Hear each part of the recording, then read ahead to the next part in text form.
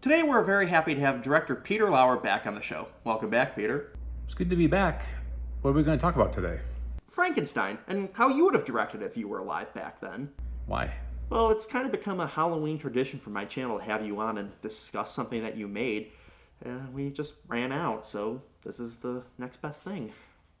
Why don't you just make a compilation video of all of our other interviews and do like a giant Halloween marathon? By original interviews, do you mean my feature-length retrospective on your banned Nickelodeon movie, Crybaby Lane, featuring extensive interviews with yourself, producer-writer Bob Mittenthal, and director of photography John Inwood, detailing information and featuring materials that have never before been seen? Yeah, like that. Do you also mean the commentary track we did for the Adventures of Pete and Pete episode Halloweenie that you directed, featuring yourself, director of photography John Inwood, and series creators Will McRobb and Chris Viscardi? Of course. I'm sure you also mean the video I did that compared every shot of Halloweenie to your original storyboards that had been unseen for over 30 years. Bingo. You couldn't also mean our extensive one-on-one interview where we discuss your directing style vis-a-vis Halloweenie using production materials that, again, have not been seen in over 30 years. That's the one.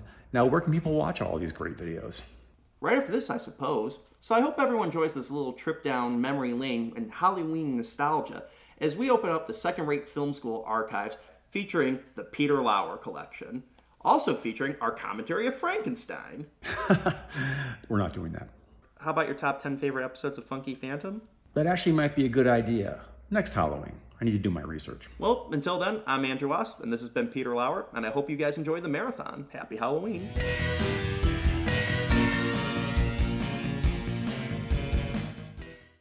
Hi, and welcome to Second Rate Film School. Today we're going to be discussing the history of the infamous banned Nickelodeon movie, Crybaby Lane. Originally premiering on October 28th, 2000, this film was so frightening it caused a flood of angry phone calls from parents across the country claiming the movie was way too scary for children. Subsequently, the movie was banned for over a decade. As the years passed, the film became part of the internet folklore and turned into a cult phenomenon. Soon, people who had never seen the movie were working with people who only had vague recollections to try and track down the movie and see what it was really all about and how it came to be. Well, today we're going to find the true story behind this hidden Nick flick. To help me shed light on the film are my guests today in their first ever interviews discussing the film at length. First, we have the film's executive producer, co-writer, and director, Peter Lauer. Hello. Then we have executive producer and co-writer Bob Mittenthal. Hey. And finally, we have director of photography John Inwood.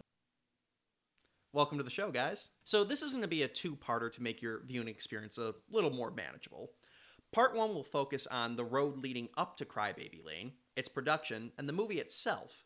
Part 2 will then focus on the backlash the film received, its banishment, and the internet fervor that led to its rediscovery, and then the legacy of the movie 21 years on. Well, let's get things started with our exploration of Crybaby Lane, the movie too scary for Nickelodeon.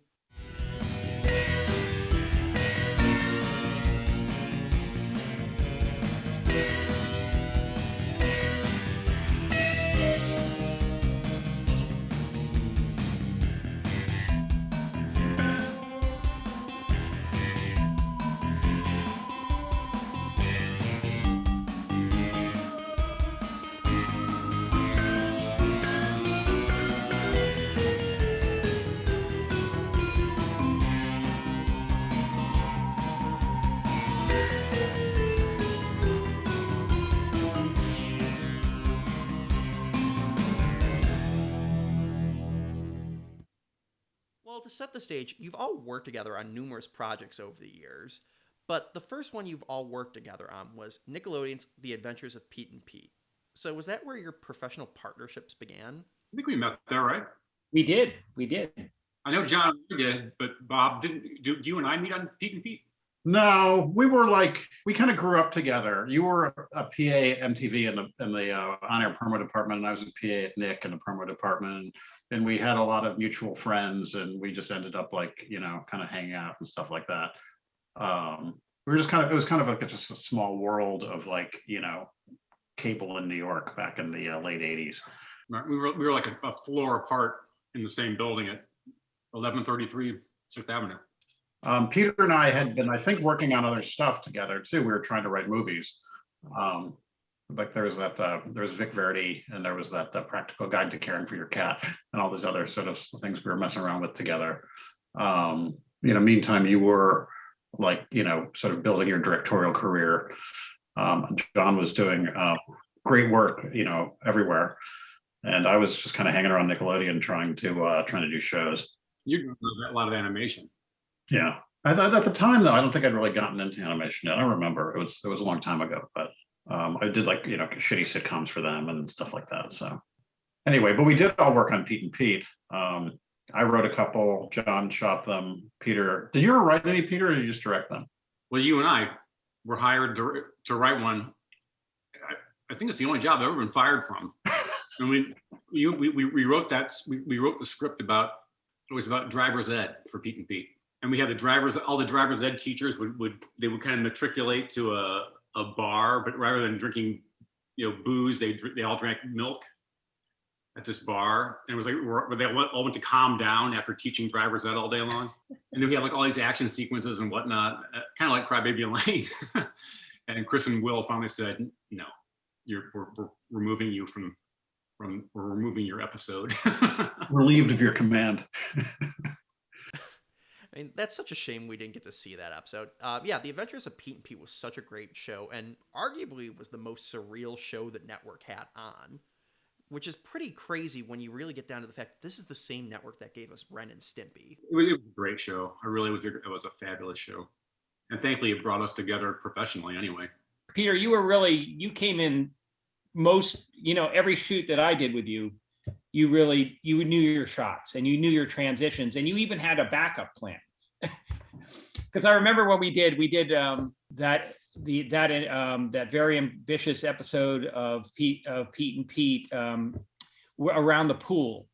Oh yes. And it was just so ambitious, and frankly, I could not keep up with the number of shots that we had. And then there was a point where I completely felt like I failed you. I wasn't able to pull it off in time, but you had a backup plan right away. We'll do a shot of the radio. We'll cut to the radio. Okay, great. We got the shot of the radio.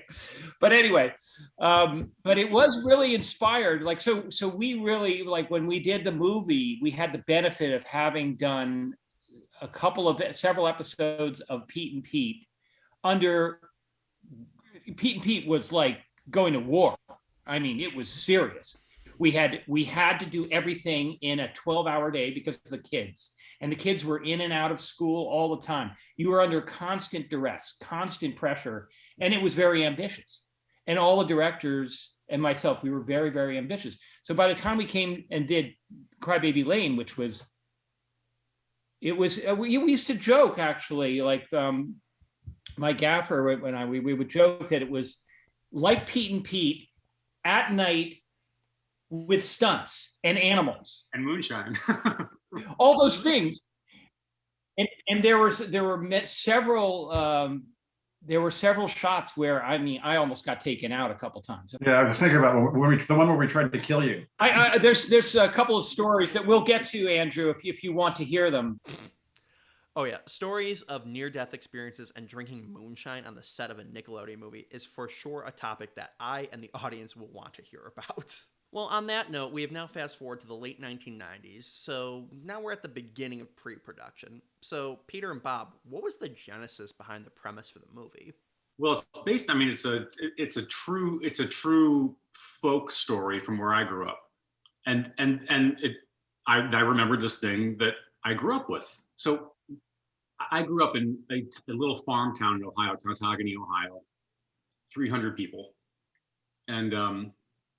and my brother, I had an older brother who used to torture me, that the character of Carl was based on. And he would tell me, he was like 16 when I was 10. And he would tell me, like, because he could drive. So he would tell me, he would drive out to this place, people his age, they would drive out to this place called Crybaby Lane. And it was an abandoned farmhouse. And at midnight, the idea was to stay there all night long. And at midnight, you would hear the cries of a dead baby from this one tree. You could hear from this tree. And he told me the story, that this was a thing, a real thing. And I believed him, And he told me the backstory. There was like a good twin, evil twin. I think he told me that part. Also, made it up, Bob. I don't remember, but anyway, that's where it came from. It came from Tantagony, this little town. It was a story that my brother told me, and only when we went back to shoot 2 days in Tantagony, Ohio, did I realize that in fact it was a real story that a lot of people knew about. And I think the story is actually like in other places too. It's sort of like a sort of rural legend. It's I think there's one in North Carolina that I saw on the internet. But yeah, this was definitely the inspiration for the story. This was Peter's vision, and John and I just kind of came along for the ride. Yeah. And to support it. But it's like you and I wrote it together, but you were definitely the auteur of the film. No, I don't know about that, but it did. I mean, it certainly began with my brother. So, given your ties to them, was this project always intended for Nickelodeon? The way this came about was Nickelodeon approached Bob and I to do something about. They wanted something in the vein of Abbott and Costello Meet Frankenstein, but for kids. That was how it's. They came to us because we had tried to do something else in a similar vein with Nickelodeon, like a pilot that didn't go, I guess. Well, we had actually pitched it to Nick Movies when they first kind of came into being. And it was the worst pitch I've ever had in my life. You and I were pitching it to Debbie Beasy, who was running Nick Movies. And she got a phone call and she just said, like, she's the only one in the meeting. And she said, like, I got to take this call. I'll be right back, but keep going. That's always a good sign. It was just like insane that like they wanted us to, she wanted us to just keep telling the story to each other, I guess. And she just sort of, so we didn't think we would sell it. Well, and we didn't. We took it to New Line. We pitched it at New Line as a seance. Yeah. We pitched it a couple times, I think. And it disappeared for like a year. And then somebody called me, a woman from Nickelodeon called me, and she had dug it up. It was intended to be for whatever reason, a $10 million movie for Nickelodeon Paramount. And then someone called me up and said, can you do it for like $800,000 as a TV movie? So was that an issue for you, going from envisioning this as a $10 million theatrically released feature to a TV movie made with less than a tenth of the budget? We just said yes. It's like, we'll figure it out later because we just wanted to make it. Fair enough. At least the movie gets to get made in the end of the day. So, though, with the budget crunch, were there any scenes that you had to cut out of the script because of that? No, Bobby's. When they got back to, I think they contacted me first. This woman whose name I can't remember, young woman at Nickelodeon. She was like an assistant there, I believe, and she was going back through old scripts looking for stuff to do. They wanted to do a TV movie thing at Nickelodeon, and she exhumed Crybaby Lane and called me up and said, could you do this as a TV movie for a tenth of the intended budget, but don't lose any of the set pieces? It was like, don't lose it, don't lose any of the car chases, don't any of the explosions, don't like keep all that stuff, but cut the budget by 90%, So really we did everything that was in the original script, except there was a skinny dipping sequence. We had a thing where they humiliated Andrew. All the Girl Scouts got him into a skinny dipping situation, and they got him basically naked, and they started pelting him with mud or something like that. Yeah, I mean, we sort of combined it with like the bull scene, I think. When he landed in like the mud or the pig shit and had to take his clothes off, and then the girls all shut up and laughed at him. Obviously, nothing would have been shown even in the theatrical released version, but that does lead to my question of how you guys dealt with standards and practices. So while you didn't actually have to cut out any major set pieces or moments, were there any challenges you didn't foresee with your original script now that this is going to be on a TV and dealing with a much different set of rules? I still do a lot of kids TV and a lot of Nickelodeon TV, and like the standards and practices have gotten really, really, they're just like, they're much more sort of professionalized, and there's just things they just won't let you do. And I remember, we have smoking, we have alcohol, which they won't let you do. And we have kids riding bikes with no helmets. And I remember they came to us at a certain point and they said, like, they got to wear helmets. And Peter was just like, no way. It will ruin the whole movie if you put helmets on those kids. These kids would never wear helmets. It's just not believable. Carl's insane. He's not gonna wear a helmet. And so like the compromise was we'll have them wear wool hats. and they bought it. And they said, okay. There's the scene where somebody goes up to, they knock on a door trying to find somebody else, and the woman answers the door, and she's got the baby, and she's smoking. Yeah, that's my daughter, the baby. That's right. And and the kid says, "You're going to kill that baby. You know you're going to kill that. You're killing your baby." And how do we softened that though to something else? You changed it to Cookie dough? That's gonna kill the baby. They're out back in the Rambler. It's a college night. Oh yeah. Yeah, it's a great little moment that I really love because it just feels so real. You get the idea that this happens a lot. This girl comes over to visit her friend often, and she's always trying to peddle her cookies in some way, shape, or form. So this time it's the safer alternative to the mom's homemade cookies.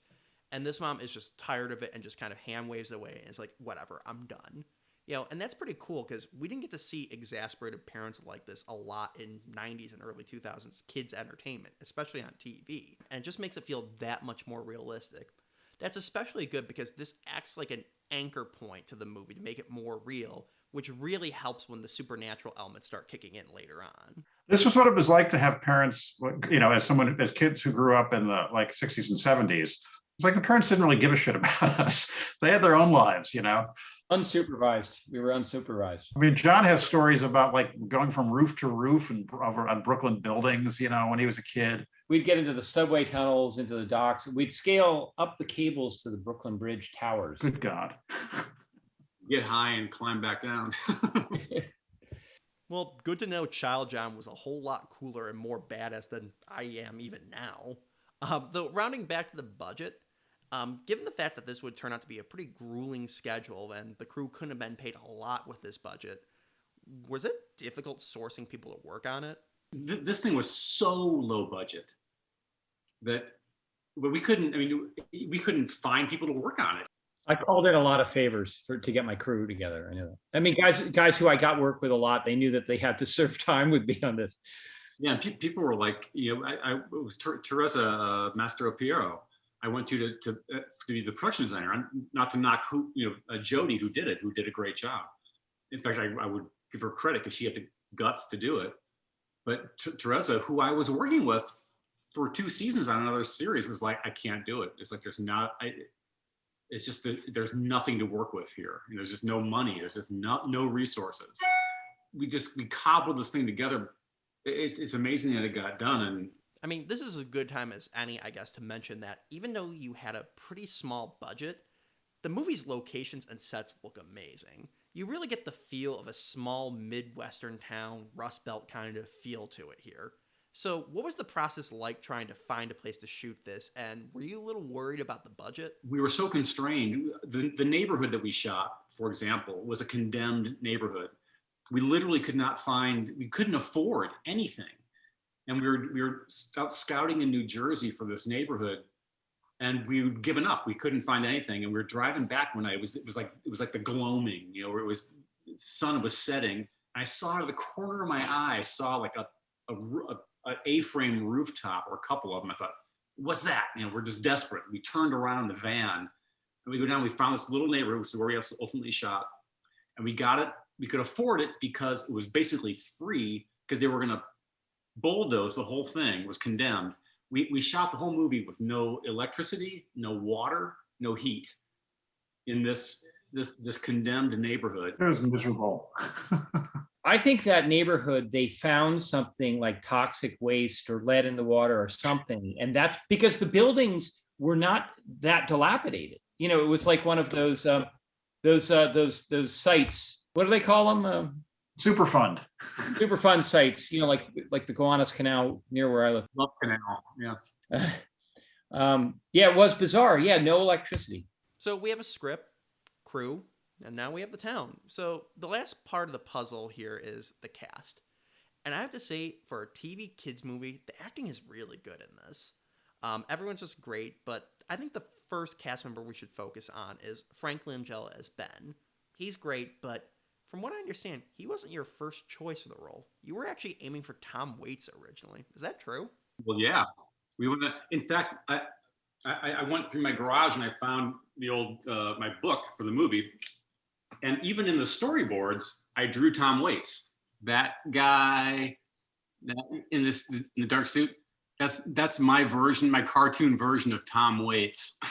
Did Tom Waits turn us down, or did Appleby not let us offer him? No. We remember we wrote a letter to him, explaining our why we would like him to do it and how we thought he was perfect for it. And his agent responded enthusiastically, but he was on tour, and I don't know whether where the being on tour part became a problem or what, or the money that we were offering, no doubt, was crappy for him. It was good money. I mean, we didn't have anyone booked for the role when we started production, because we had a schedule to keep to, and it was just like, all right, we're going to start, and you better find somebody. We had to cast a name, but then they put forward Frank Langella, I believe. And I went and I had dinner with him at his apartment, and the first thing he said to me was, "I have no idea what to do with this character. I don't know who this guy is." And myself at the time, being ignorant, I didn't know how to respond to that. So I started to explain the character to him, who was based on my Uncle Ben, and which is totally the wrong thing to do. I should never have done that, but I didn't know at the time. And he never had a clue what to do with the character, which is, and I'm not faulting Frank Langella. He's a fantastic actor, obviously. But Bob and I, previously to that, had been out to Los Angeles. We did remember we did auditions at that Holiday Inn off of Sunset Boulevard. And we had 3 actors who were not names, but they were great. They were great. So we had an embarrassment of riches with actors to play this part. But then we want to get J.K. Simmons, and it's like, nobody knows who he is. Yeah, I had worked with him on that HBO show previous to Crybaby Lane. Yeah, he would have been fantastic. So we had a handful of actors who would have been great, but Nickelodeon insisted ultimately on Frank Langella because they wanted to get Entertainment Tonight on set. And ultimately, not only did Entertainment Tonight never show up, Nickelodeon magazine never showed up. It's as if anyone watching Nickelodeon would give a shit who Frank Langella is. He's great, but that's the fact, Yeah, I can say as someone who was the target age at the time, I had no idea who the hell Frank Langella was. If they really wanted someone with star power us kids could get behind, they should have gotten Mark Summers from Double Dare. That would have gotten my attention. Yeah. We should have gotten him. Just having watched the movie again yesterday, and I don't think I watched it since we edited it. So this was like an inspiration for me to actually sit down and experience it on YouTube. I think he was really good. I think he sort of has that quality of just like being like a fuck up, And there's that line. I was going to actually send it to you guys in an email where it's like, I know it sounds bad. It is bad. I'm a bad undertaker. That was a great line. I think you wrote that line, Bob. That was one of your many great lines. I don't know if I wrote that line. It sounds like a Peter line. Anyway, I did want to say that like we started shooting and we didn't have Frank cast, and there was all this pressure, and they were going to shut us down if we didn't get somebody who was a name.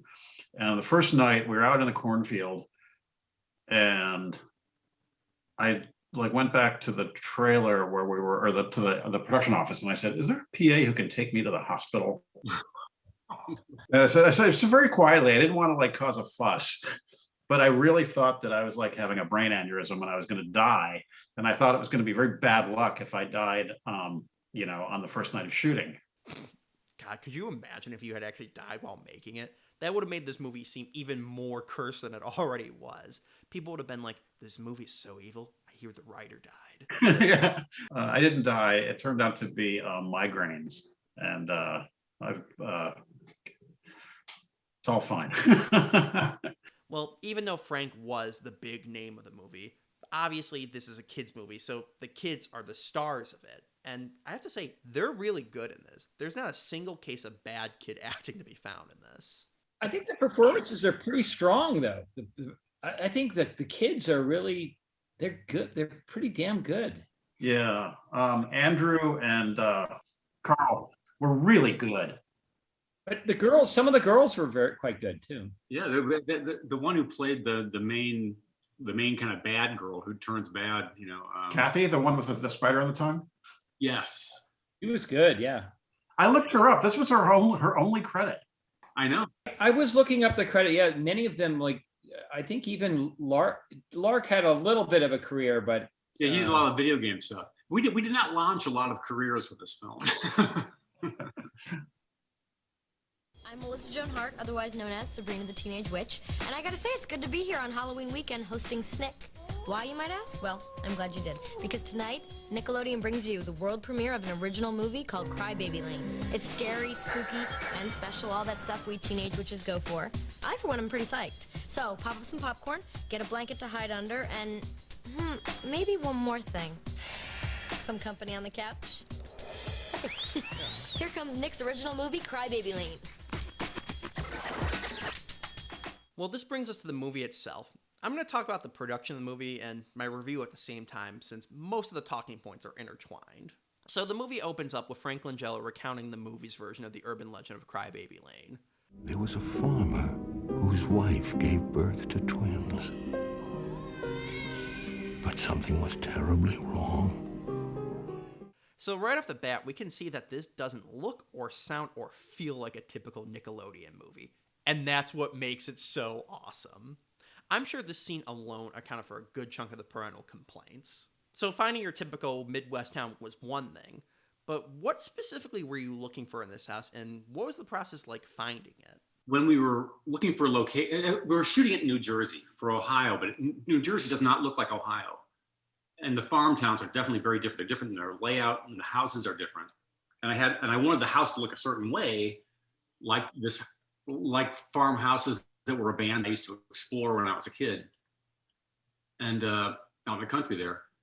So Bob and I were in New York, and I called my sister who was back in Toledo, Ohio, and I said, would you mind just go for a drive back to where we grew up and look around for a house that looks like this? And I faxed her a picture of an Ohio farmhouse. So she goes, so I get a call from her, a fax or something, saying, I think I found your house and I'm freaked out. So she faxes me a picture of a farmhouse. Like, it's perfect. It's exactly what I had in mind. It's an A-frame clapboard, Ohio farmhouse with overgrown trees all over it, Get her on the phone and she tells me, so I drove out there with my baby daughter in the car seat in the back of my minivan. And I thought this place looks promising. So I drove up the remnants of a gravel driveway.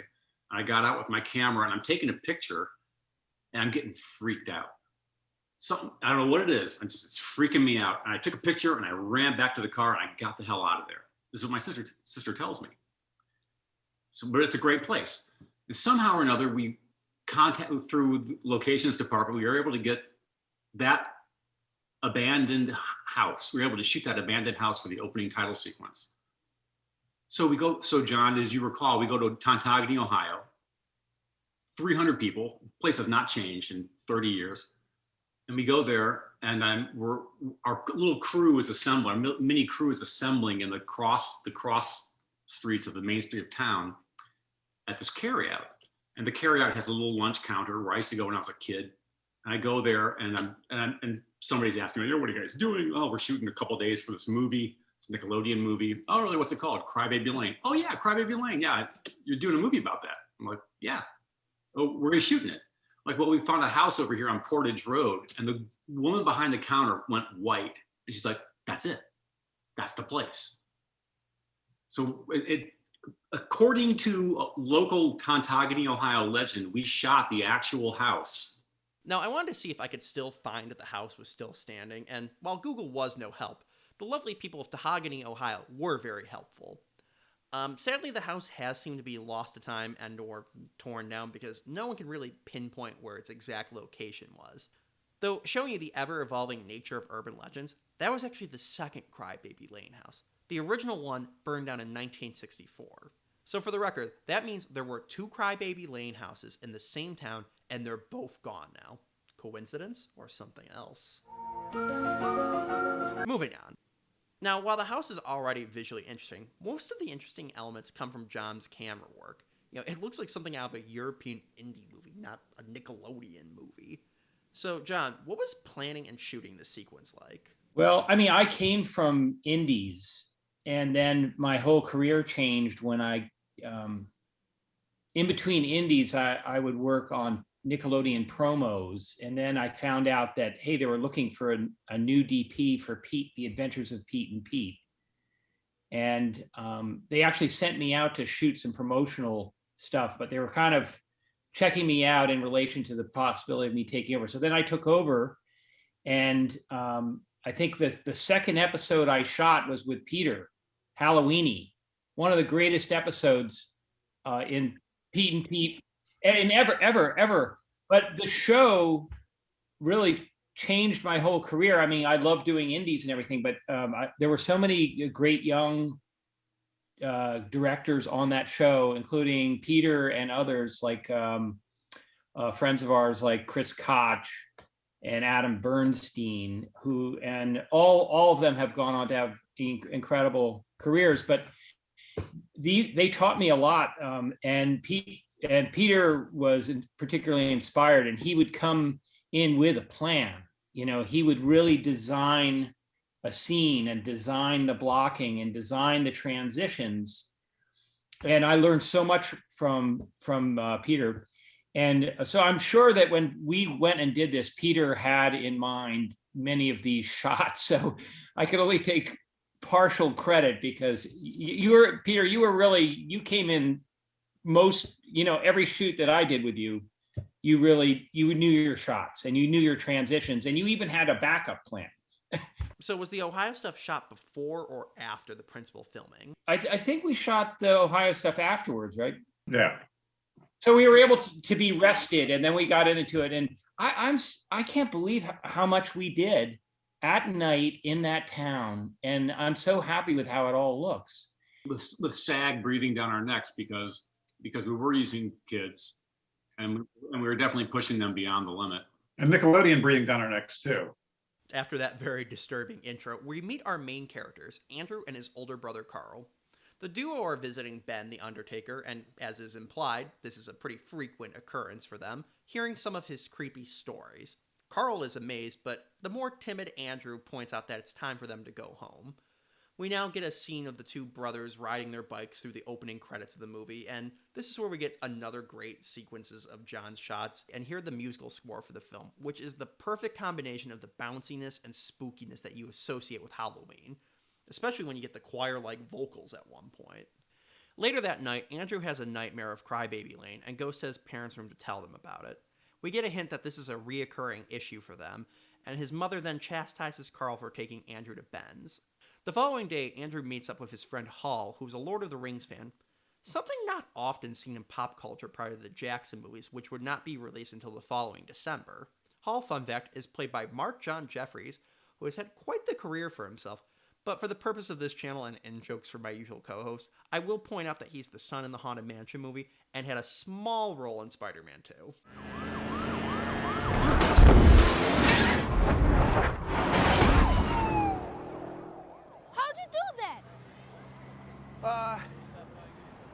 Work out, plenty of rest, eat your green vegetables.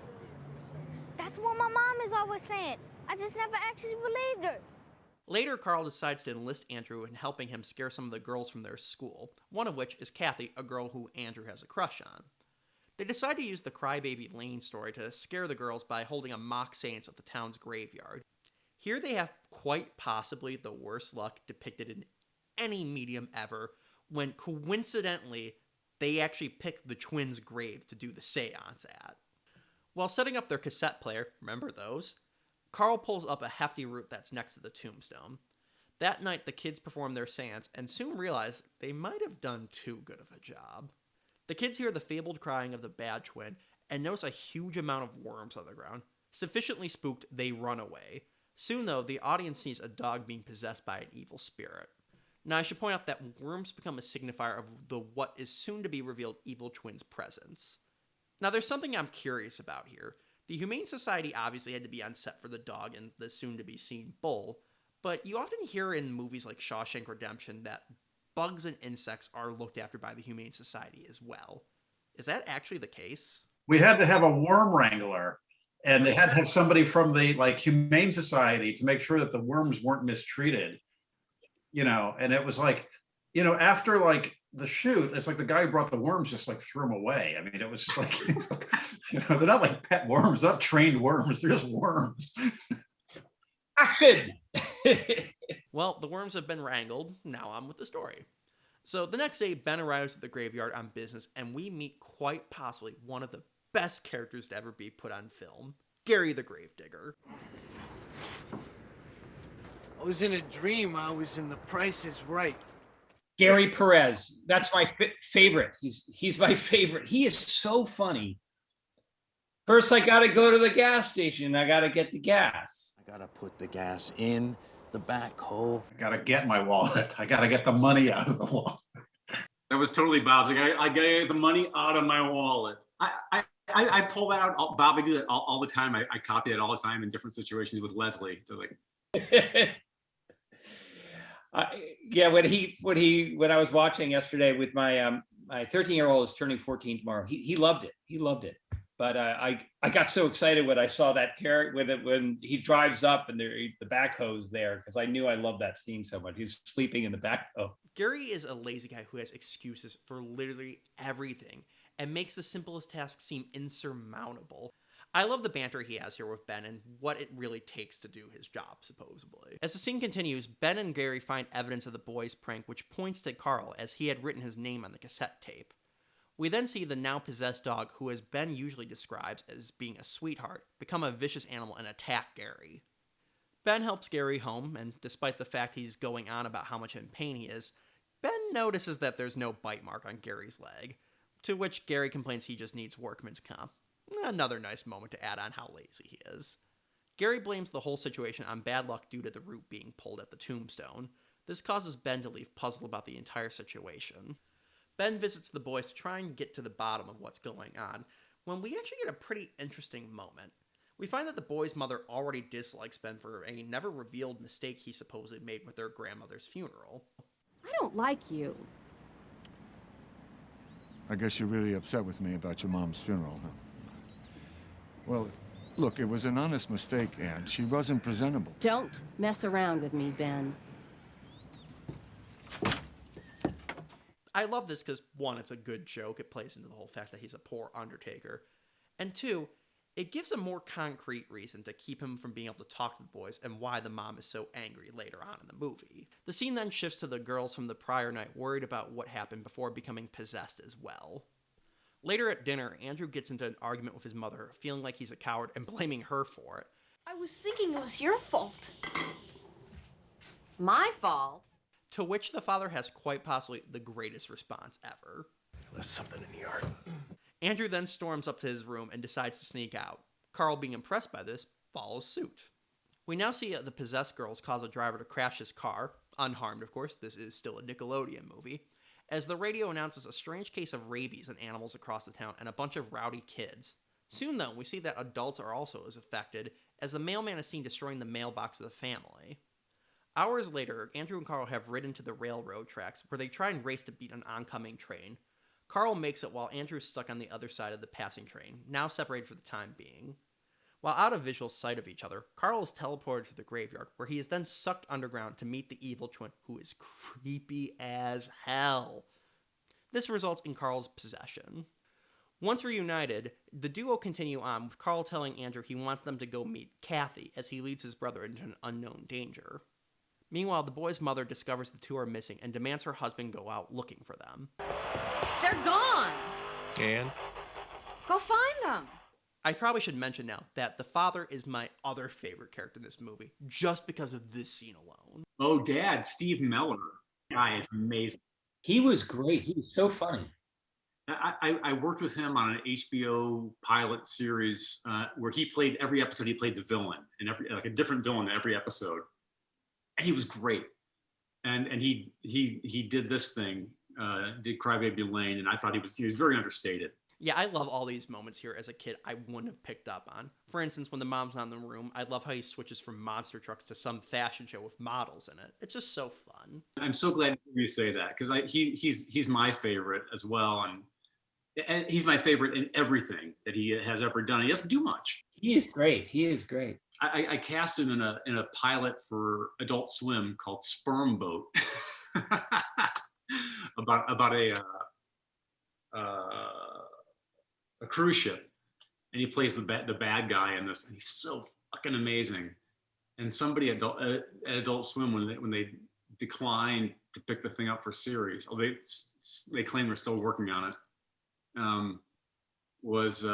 They just didn't like that character. How could you? Myself and the writer, how could you not? He's brilliant. He's the perfect skeptic father for this type of movie. He's not like the typical Goosebumps or Are You Afraid of the Dark parent who's like, monsters aren't real. No, he's just a burnt out father who's kind of just done with everything. This monologue of why he shouldn't go out looking for his missing kids is perfect. And again, it's something you didn't really get to see in movies like this at the time. Yeah, I could drive all night long, never find them, maybe fall asleep behind the wheel. But what kind of message would that send? What message are we sending? Also, this is his last scene. We never see him again. So in my headcanon, when he actually had to go out and find the boy's lost bike, he did fall asleep behind the wheel and died. So kind of ruins the movie's happy ending, but it's still fun. Yeah, this really just goes back to the earlier scene with the mother holding her baby. It's just like a real moment. Nothing sinister. When we were writing the movie, Peter and I were both parents of young children. And both our sons were both kind of like not your sort of like cookie cutter kids, and I had a young daughter too. And I think we were just kind of like this, like making this movie was a chance to sort of like sleep in a Motel 6 and like be away from like the duties of being a parent a little bit, And it was sort of like I think we were both kind of like that character kind of captured me to, just like finding excuses to not like be like the good parent, the involved parent, just like whatever you have to do to rationalize it. I remember showing this to a friend. They actually thought this meant he was possessed. And again, no, he's just burnt out. I mean, I'm not a father yet, but I can imagine kind of checking out real quick if Carl and Andrew were my kids too. I think we had written a version once where it had taken the dad. I don't remember. We wrote a lot of different things.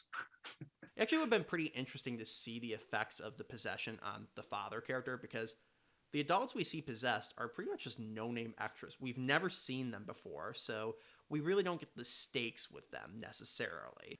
That would have definitely dialed up the scare factor and probably traumatized a few more kids, but come on, you were already going to get banned anyways. You might as well have went for the gold. Anyways, back with Andrew and Carl, the duo arrives at a barn where Andrew falls into what I hope is mud and is forced to strip down to his underwear as Carl said he would go find him some dry clothes to put on. Suddenly, the girls appear pelting what I think is fruit at Andrew, and he is then chased out of the barn by a bull. So what was working with the bull like? Did you have any trouble with it? That bull, that little bull though, that was whose name was Crazy. Her name was Crazy. Was a not a bull, but she was a mom, and she was a beefalo. She was half buffalo, half cow, but she had this crazy, dead-looking face, like skull face, and she had the big horns. And she had attitude because the farmer told us, well, because she's half buffalo, half cow, she's smart and wild. And if another cow or whatever gets between her and her calf, she will jump over the back of the cow or gore them. That was a dangerous animal. And the scene that we shot with it nearly went south. It actually didn't involve me, but we were lining up that shot where we shot it in separation. So we shot Carl's side and I did a handheld shot at him. I operated most of the shots. But when we were turning around and shooting the bull, getting the bull all ready, it was in a pen just outside the barn. And Peter and I talked about where we're going to take a little RES. We shot it in 16 millimeter, and we're going to put it in the stall, not in the stall, in the runway, low on the ground, and get a low, dramatic, low wide angle shot of the bull running past. Great, awesome. So we have the camera, we've got it placed. We've got I'm doing the pan shot, and there's another shot at the other end. And so we're ready. And I send my assistant over to get ready to roll the camera, because it's just what olden times, 16 millimeter, had to actually press the start button on the camera. So he's in the runway when there's a commotion and a confusion, and the bull appears at the end of the runway and is looking at the camera assistant and about ready to charge. I think he started the charge, and my assistant like leaped over the fence and just made it as the bull went by. Into a pile of pig shit. In a pile of pig shit, probably. So that was one close call. Very, very close call. So Andrew begins running away from the barn, knowing that there is something deeply wrong with Carl. He soon arrives in the backyard to try and steal some clothes, where he sees a bunch of drunk, possessed guys grilling. Doesn't seem too bad until this happens.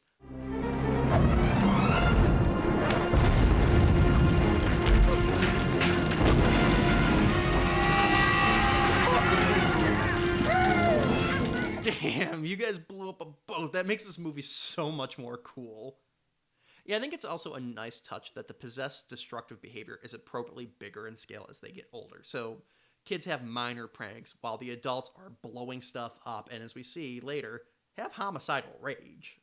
So, quick question though, what was it like filming the boat scene? I didn't actually remember the scene with the fishermen when I was rewatching the movie. I was just like, what's going on there? And then it's just like, they blew up the boat. We found the boat, and the people we were filming it, like we were using extras, and they were like, yeah, that used to be my boat. I used to own that boat. After stealing some clothes, Andrew makes his way to Ben's for answers. Ben is finishing up a funeral, and we see the father of the family looks pretty familiar. What? Here, look, you see, it's all itemized.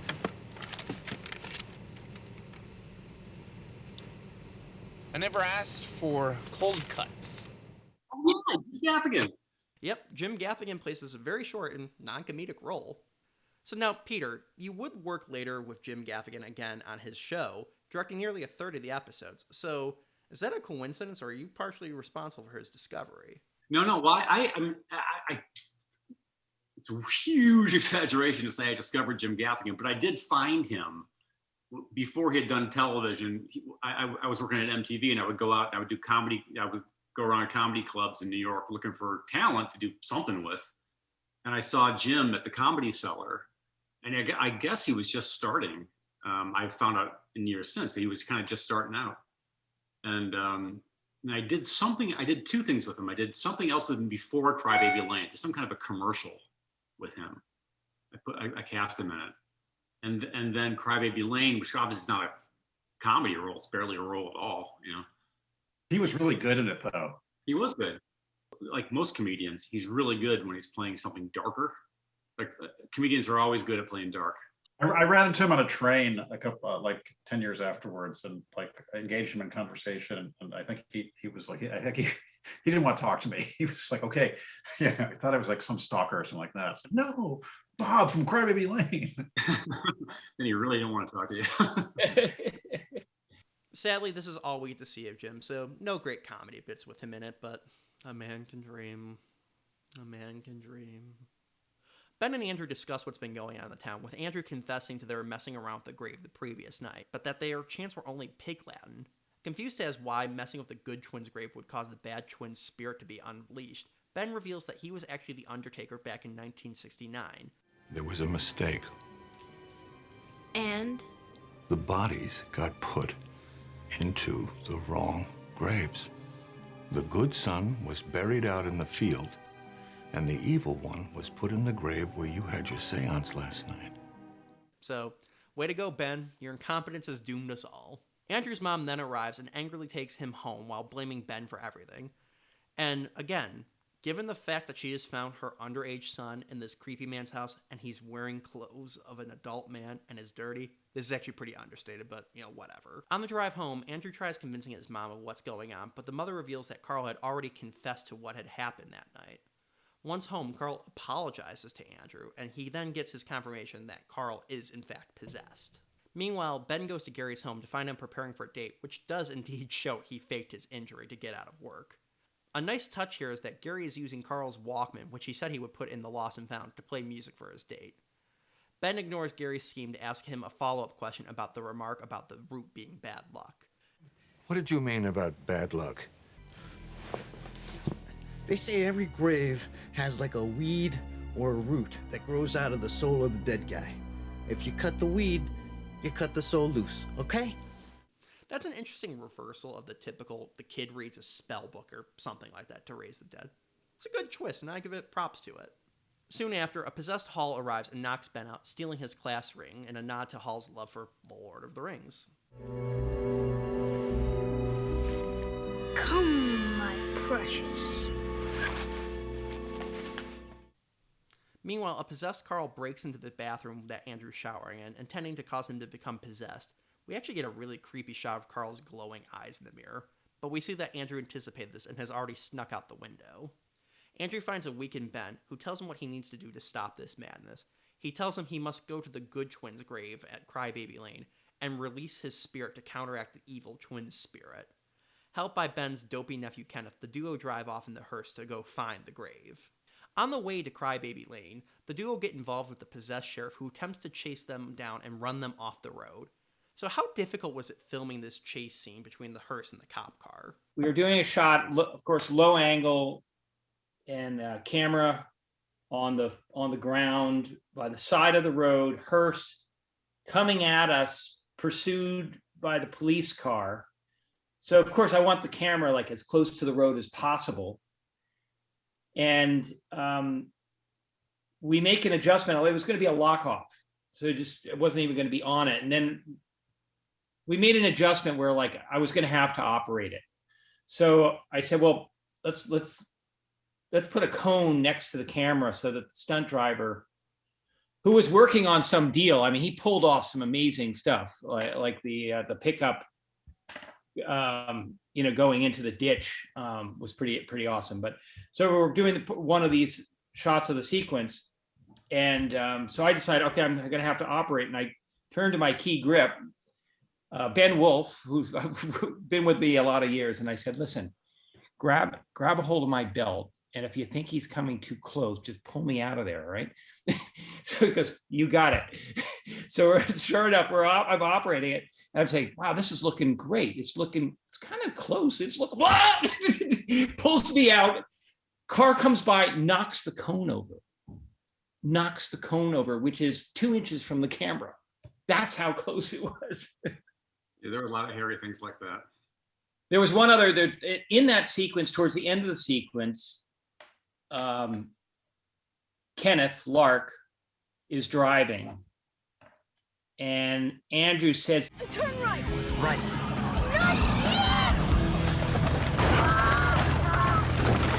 So we do this whole sequence where he's going to go through the trees, and we lay some track down. We do a nice dolly shot, and we're consulting with the stunt driver. He knows his path. We've got a second camera.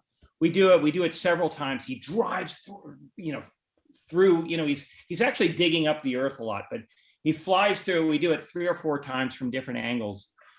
And by then it's about 5 a.m, and the sun's starting to come up. And I realized, shit, we need a POV. We got to have a POV. Or Peter and I decide we need a POV, but the sun is dawn is coming. So I decided, okay, let's just do it. Let's make it happen. Guerrilla filmmaking. I said, give me the camera. And I hop in the passenger seat next to the stunt driver. And I say, all right, give me the camera. And at the last moment, he's about to go. He's done it 3 or 4 times seamlessly. Perfect. Okay. I said, you know what? Give me my little monitor. I had a little monitor that was battery operated. and I put it between my knees, and I took my eye off the eyepiece, and I operated off. I said, "Okay, go." He goes flying through the trees, and he goes right into the fucking tree, square on. The camera goes. That would have been like this side of my head probably, and it was a very close call. Like if it shouldn't have been rushing a shot like that. Really wanted to get the shot, didn't have the time, and thank God I took my eye off the eyepiece. Well, luckily for Andrew, Kenneth, and John, they all survived the car crash, and then quite possibly the most badass thing ever happens when a combine comes barreling down on the hearse, crashing into it and flipping it over. I mean, screw all the CGI fights in Endgame. This is a real piece of farm equipment that they ran into a hearse. How is that not awesome? I think we fucked up that combine pretty badly. Andrew then escapes the combine, only to be then surrounded by Kathy and all the other possessed girls. They give him an option. Kiss. Or Chi-Chi. So what the heck is Chi-Chi in this world? Because I know it's slang for something else, but I need clarification what you really intended here. But it was from that joke. That's that joke, Death or Chi-Chi, right? The setup is something like this guy gets captured by a tribe, this South American tribe or an African tribe or something, and it's like Death or Chi-Chi. You have a choice. You could have that or Chi-Chi. Okay, so they're offered Death or Chi-Chi. Again, what the hell is Chi-Chi? We're gonna strip you naked and we're gonna fuck you up the ass, and we're gonna it goes on. It gets worse and worse and worse. And they choose death. Because yes, yeah. But first, Chi-Chi. Chi-Chi.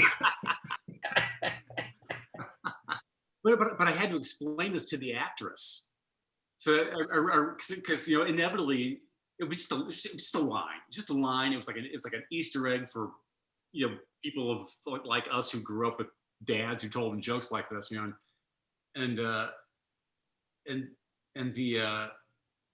young actress said, "Well, what's Chi-Chi?" I'm like, "Oh God, how do I explain this?" And I did it all, obviously in euphemisms. I didn't tell her the whole thing, but I think I got it. I got her head around it. I think I implied it enough that she was like, "Okay, we're not going to really talk about what this is, but I think I get it." All right, well, that paints a pretty dark portrait for Andrew's fate, especially since the giver of the Chi-Chi is this girl who looks several years older named Becky. Luckily for Andrew, he's able to escape using some wrestling techniques that Carla demonstrated earlier. Now at the Good Twins' grave, Andrew's about to pull out the weed when he's sucked underground and again comes face to face with the evil twin in his lair, I suppose we should call it. So what was it like shooting this scene in such a cramped space, and what was it like designing the twins' look? And on the final day of shooting, we were absolutely exhausted, beyond exhausted. We had been up all night. We had been shooting nights for weeks, and we were in that, I think it was a garage, and we were shooting that whole sequence with the grave, inside the grave interior, which I love. It looks so good. We use this lens, Andrew. You actually put it in front of the lens. It's called the mesmerizer. And it was basically it was an anamorphic lens that was attached in front of a normal lens to create a distorted effect. So you would embrace the anamorphic quality, but you could also, it had a gear ring and you could put it on a zoom motor, you could put it on, so you could rotate it slowly.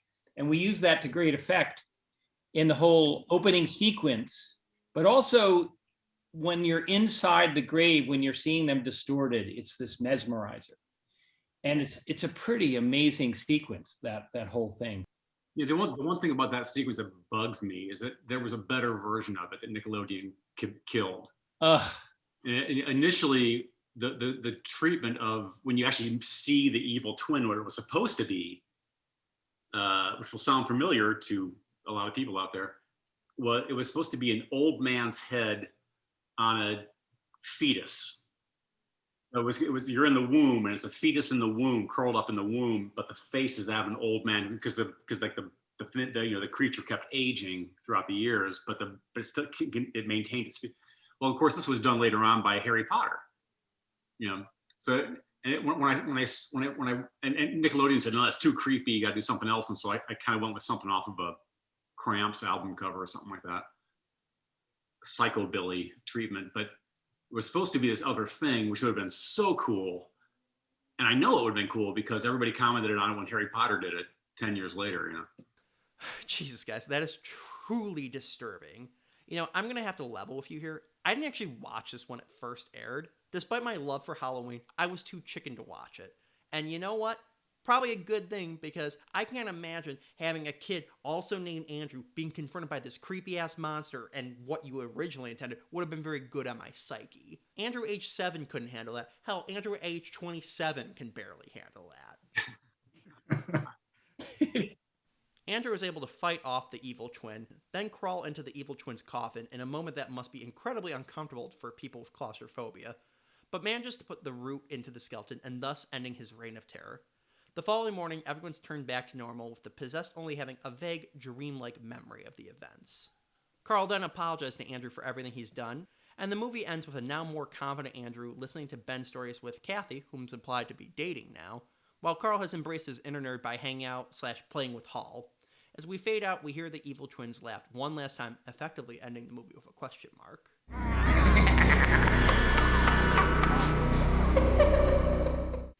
Overall, the movie is really good, and since it's become a Halloween tradition for me since I first saw the movie in 2011. It's not without its flaws, of course, but when you combine the production design, the acting, the writing, the directing, and just everything about it, it's much better than a Nickelodeon TV movie of the week had any right to be. Now, as to whether parents were rightfully angry about how scary it is, well, I'll get more into that in part 2, but just quickly summarizing my feelings, yeah, it is pretty scary, especially when you consider the fact that this came on after an hour of Rugrats Halloween special, so a couple notches more on the intenso-meter, but that also makes it a couple notches cooler, in my opinion. Ultimately, I think what really makes this movie so good is the fact that Peter, Bob, John, and the rest of the team took it so seriously, and their effort shines through, revealing a really solid Halloween kids movie that, sadly, us 90s kids didn't get to really enjoy too much. I'm convinced had this been able to air year after year after year, this would be Nickelodeon's answer to Halloween Town or any of the Scooby-Doo movies that were being made at the time. Now, before we wrap up part 1, are there any particular moments from the production that we didn't cover that you think fondly back on? I think it was the last day that we shot. There was, for whatever reason, we shot through fall. I remember being in the woods and watching the trees, the leaves change and then ultimately fall off. It was so special. To this day, I retain that image of like life in the woods. It was really gorgeous. And then at the end, I guess the water had risen. There had been rains or whatever, and the woods was flooded. Remember that? And I, at the time, I was driving a Ford Bronco, and I remember taking everybody, like on the last day, taking people out for drives through the swamp. Like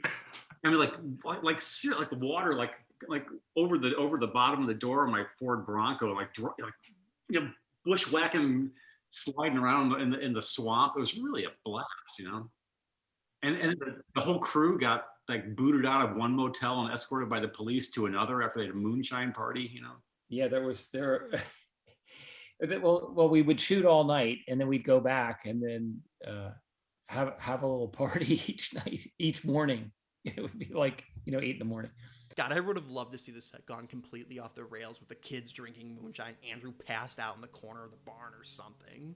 Andrew he got a little, Jace, who played Andrew, Jace Blankford, he wound up hanging out in the prop truck a lot. And they were like, he was like doing drawings on the walls of the prop truck, and it was getting, he was being influenced a little bit by somebody, not in a bad way, but he was exploring, he was at that age. He was 13 and he was exploring his something. I don't know. It was,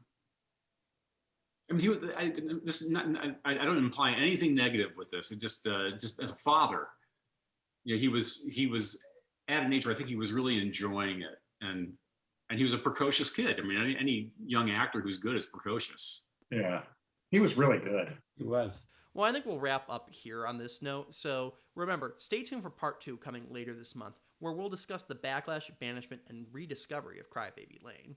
Until then, just want to thank my guests for stopping on by, and we'll see you around.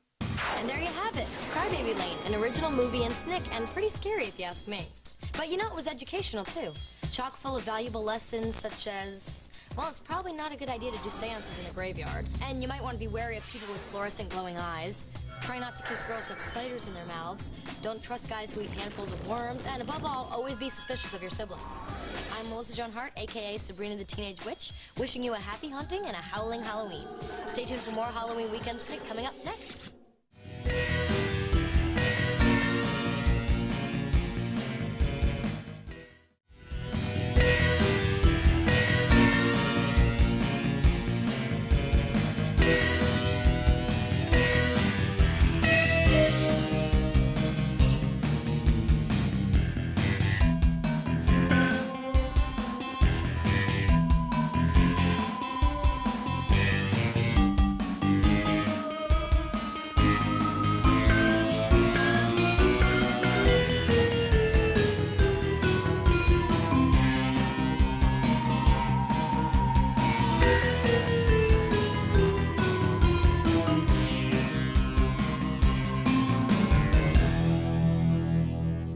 Hi, and welcome to Second Rate Film School. Today we're back again to cover the second half of the oral history of the banned Nickelodeon movie, Crybaby Lane.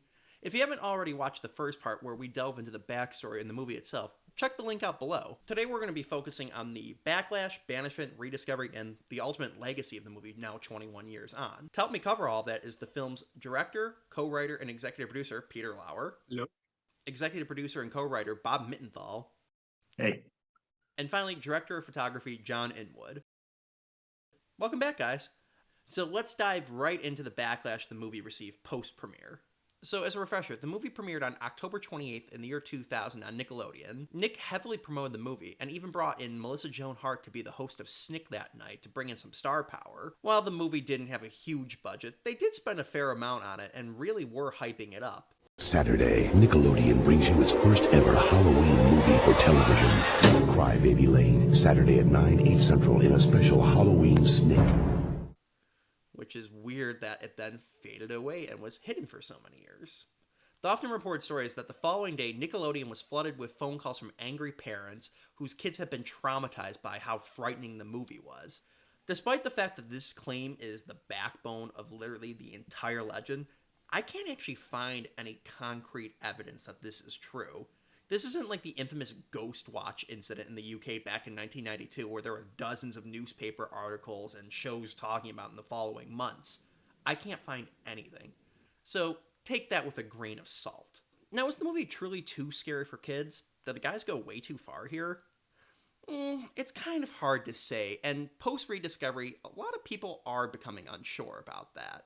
You know, on Reddit, they're talking. They talked about the movie after it was finally found and reshown, and people were like, "Well, that was like, what we're making such a big deal about? It's just like an episode of like, Are You Afraid of the Dark?" And it's like, no, it's not. It's like there's like so much more like richness, and depth, and like, I couldn't believe like what we achieved with these characters. I mean, it's not a flawless movie to be sure, and not all the performances are what we would have wanted them to be, but it's not like, Are You Afraid of the Dark? Goosebumps, something like that. Now, I will say, whenever I show this to people for the first time, I do always preface it by saying, you as an adult will not be scared by this. But remember, this was aimed at children, and when you look at it from that lens, the movie is pretty damn scary. Now, was it too scary to ever be aired on Nickelodeon in the first place? That's where things get dicey. Yes, if you just compare this in a vacuum to things like Rugrats, Hey Arnold, Doug, Ren and Stimpy, yeah, this is a lot scarier than the typical fares, including their Halloween specials, which did allow them to become a little bit more scary at times. That being said, there were several contemporaries that Nickelodeon did show prior and post Crybaby Lane that have similar, if not even more disturbing elements in them. First off, re-airing right after Crybaby Lane premiered was the 3-part Are You Afraid of the Dark movie titled The Tale of the Silver Sight.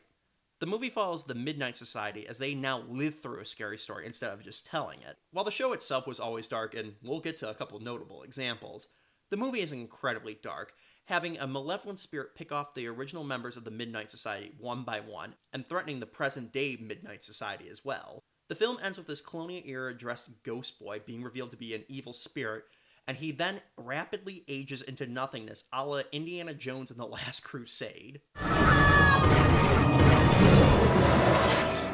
Also airing the same year was the 3-part series finale to Kenan and Kel titled Two Heads Are Better Than None. Love that movie. In the movie, the duo finds themselves in the home of a headless knight who kills innocent people to take their heads, and then eats the bodies. What do you call this dish? It's meat. What kind of meat? I mean, did you get it from a cow or a horse, a pig, pig meat, or a human? Yeah. I assure you, it's, meat. Yes, the sitcom starring the Good Burger guys ended with an episode where Kel and several other characters eat human meat, and it's played as a joke. Y'all know how to cook, I'll tell you that. Oh, y'all know how to cook. Boy, Bethel, girl, cook in my house. You say something? Never mind. All right. Pretty weird choice to end this series that never had supernatural or horrifying elements, but hey, whatever. We even get to see beloved comedian Milton Berle in his last ever performance be decapitated. And for the record, they're dead.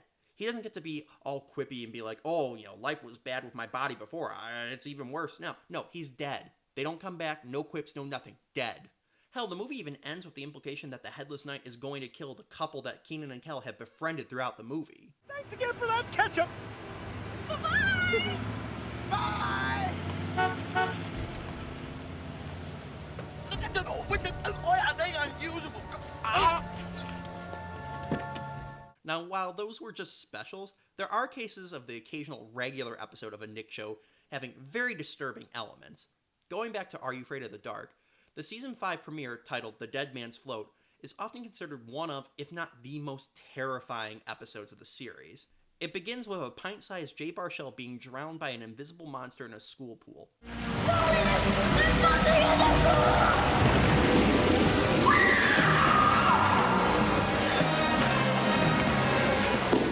Not implied, not almost drowned but was saved at the last minute. He is dead. This show had the cojones to drown a child. If that's not bad enough, the heroes of the episode find a way to make the monster visible, and look at this thing. It looks like it could be right at home on the set of Return of the Living Dead. This was aimed at children. I didn't know about that one. This isn't even the only episode that killed a kid off in that show. The one that always scared the shit out of me as a kid was the Season 2 episode, The Tale of the Shiny Red Bike, where a kid blames himself for his friend's death and is literally being haunted by the physical manifestation of that guilt in the form of his dead, drowned ghost friend. I tried to save you, all right? I tried. I did whatever I could. If that wasn't good enough, do whatever you want to me. I'm not here to hurt you, Mike. You're my best friend. You try to save my life. I will say, though, these examples are severely limited by their effects, and that becomes important in a moment. The monster costume, while very good for the budget, does look like it's made of rubber. And when Kenan and Kel accidentally decapitate the movie's villain, it's played for laughs. They toss his head around like it's a basketball, and the movie even plays Sweet Georgie Brown to highlight the comedy of it.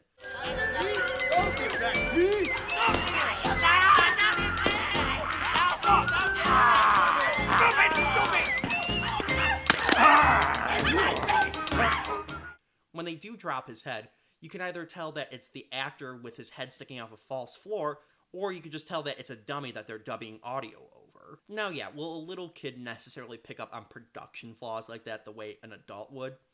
Not necessarily, but they are there, and I do think the kids are smart enough to pick up on that's not a way a body moves, that's not the way a head really looks, so it is noticeable.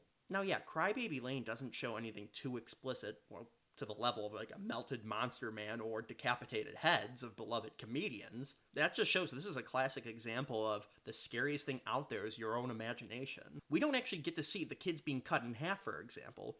All we see is a rusty saw on the ground, Frank Langella describing it, and a sound effect, and our minds filled in the rest of it. And given how vivid kids' imaginations can be, we quickly surpass rubber suits and fake floors to a hard R horror movie. And the imagination aspect is quite powerful because I was too scared to watch this movie.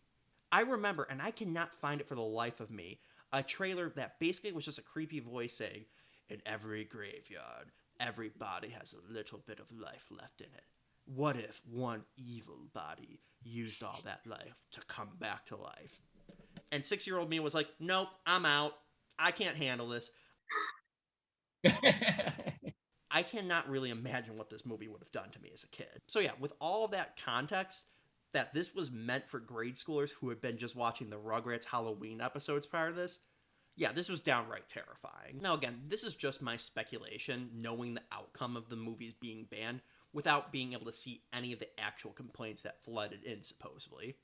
So while it's sexy to say it was banned, it could also, like we mentioned in part 1, be just a casualty of the rebranding that the network was going through at the time, and nothing else. It was, the truth is, I believe that it was both. I think it was banned and then forgotten about. They got some complaints. It was too scary, and I think they said Herb Scannell was running Nickelodeon at the time, I think, and he said, "Well, I don't think we're running that again." Yeah, I think there's a risk aversion. It's like if they're getting complaints from parents, why bother? But they weren't like really upset about it. It was just kind of like oh well, that was we tried. I mean, we're all like, I've done a lot of work for Nickelodeon, but like I was never, since like 1987 or something, I was never on staff there. And Peter and John were, would come in to do shows and stuff like that. So it's like we didn't really, have contact with the people who made those decisions. No one ever talked to us about like, Bob, I got to talk to you about Crybaby Lane. It was like, we did the job. We went and made a film. We finished it. We were happy with it. They accepted it. We got paid. We moved on with our lives. So I didn't really think about it that much. And it's sort of like, I'm close with some people who were execs at Nickelodeon at the time. And, it just wasn't like that big a deal. It's like if we had made the movie and they said we couldn't air it, that would have been like a career ender, but it was like, no, they put it on the air and it probably got okay ratings and they had commercials and, everybody made money and, I don't know how much they sell an ad for, but, it wasn't like, I don't think they had big plans to like, make it a yearly thing. They should have. That's what's so baffling about Nickelodeon, not just with this, but in general. They really didn't have any specific big thing for kids to look forward to every Halloween. Disney had Halloween Town and a list of ever-growing DComs. Cartoon Network was putting out a new Scooby-Doo movie every year at this point. And heck, ABC even had The Great Pumpkin to hype up every year. Sure, Nick had an impressive list of special Halloween-themed episodes, but they never really allowed anything like this, the Kenan and Kel, or the Are You Afraid of the Dark movies to stick around long enough to become staples of the network. So even if you took the complaints from parents out of the equation, I doubt Crybaby Lane would have stuck around much longer anyways. So we now fast forward 10 years, and the original kids who watched this back in 2000 are now in college and high school. This is when the rumor mill begins warming up, and interest in being able to watch the movie again begins to grow. So when did you become aware of the initial revitalized interest in it? I think, John, you were the first one who told me that there was like this online thing going on about Crybaby Lane. Yeah. And I saw one of these things. I was, oh, that's amusing. Well, backing up a little bit, the first seeds were planted in 2007 as people were trying to determine the plot of the movie. The search would die down until about mid-2011, when interest researched in a huge way. I can't really determine what caused this, but this Google trend shows that it really shot up in August of 2011. The search continued on various message boards across sites like 4chan and Reddit, with those who had seen the movie trying to list out the plot. Adding into the confusion, I'm sure, was the fact that the various regions around the country had different Crybaby Lane legends, changing which way the plot could go. As more and more information about the plot was added, many began to doubt if a movie like this could even exist. I mean, the idea that there would be 3 individuals so messed up to come up with a movie like this and make it for children was just laughable. Further adding into speculation of its existence was the fact that Nickelodeon reps claimed they didn't own the movie or that it didn't even exist to begin with. Now again, I can't find any concrete information on this. In my book, what I think actually happened was the poor receptionists at Nickelodeon were getting inundated with phone calls from internet sleuths all trying to do their own work, and they just got to the point that they were trying to say anything they could to get him off the line. Put yourself in their shoes. Someone calls up and says, hey, can you tell me about this Crybaby Lane movie? A movie you don't know anything about because you've only been working there for a couple months. And when you say, I don't know anything about it, well, why don't you know anything about it? Can you transfer me to someone that does? Multiply that by a ton of people calling. Eventually, they're just like, yep, doesn't exist. Hang up. Still, the fans would not be deterred. Their sleuthing would find the occasional clip here and there, and even more confirmation when a TV guide listing did in fact show that a movie titled Crybaby Lane did air on Nickelodeon that night. Around the same time, a creepypasta, which for you non-internet lingo people is basically an internet urban legend campfire story, was written purportedly by one of the film's writers. Now, far be it from me to criticize another person's writing, but boy was this bad. It's filled with all the tropes you would see in the typical bad creepypasta. I will give it credit for using what information about the movie was out there to make it seem a little bit more believable, and it was partially responsible for bringing a ton more attention to the search for the movie. You know, as bad as it is, and I probably should just move on since there's no merit to talking about it anymore, since I do have the three of you here, and it does talk about the making of it, I can't resist to ask you how close it actually was to the production. So right off the bat, Peter's a cannibalistic serial killer. Is that true? Checks out. So the story begins ominously. If you want to see the original Crybaby Lane, you never will. You won't ever be seeing what was originally shown on TV. And you sure as fuck won't be seeing the original Lauer made. I'm pretty sure the director, Peter Lauer, has the original copy, and it's probably on his mantle next to his snuff films, that creepy-ass fuck. Not next to it, it's one of those snuff films. So the story continues on with Peter constantly firing writers and having bizarre brainstorming sessions where he'd pitch horrific and incredibly cringeworthy story elements that were clearly put in there by an edgy writer. He describes the brainstorming sessions like this. When you were hunched over a piece of paper during those endless brainstorming sessions, you'd look up, you'd catch him just staring at you, smiling. So Bob, was that at all what the writing sessions were like? No, that never happened. Peter was just visually staring like at a screen and just like writing. And like, I'm like, just wondering like, I don't even know what we're doing. What are we talking about? it's like, and you're like, and Peter's like, Bob, this is great. Like, it was all like. The story then continues getting worse, figuratively or literally, you decide, with basically Peter just constantly pitching weird and horrific story elements that we are then supposed to believe that Nickelodeon recycled into other Nickelodeon shows, like the kids drown a squirrel at one point. That's where Sandy from SpongeBob comes from, and stuff like that. The story reaches a climax with Peter showing images of dead children that he is implied to have actually killed himself, saying, this is the muse, this is what they should try be putting on the screen. The movie comes out, images of dead kids were spliced in throughout, and that's actually what traumatized the children.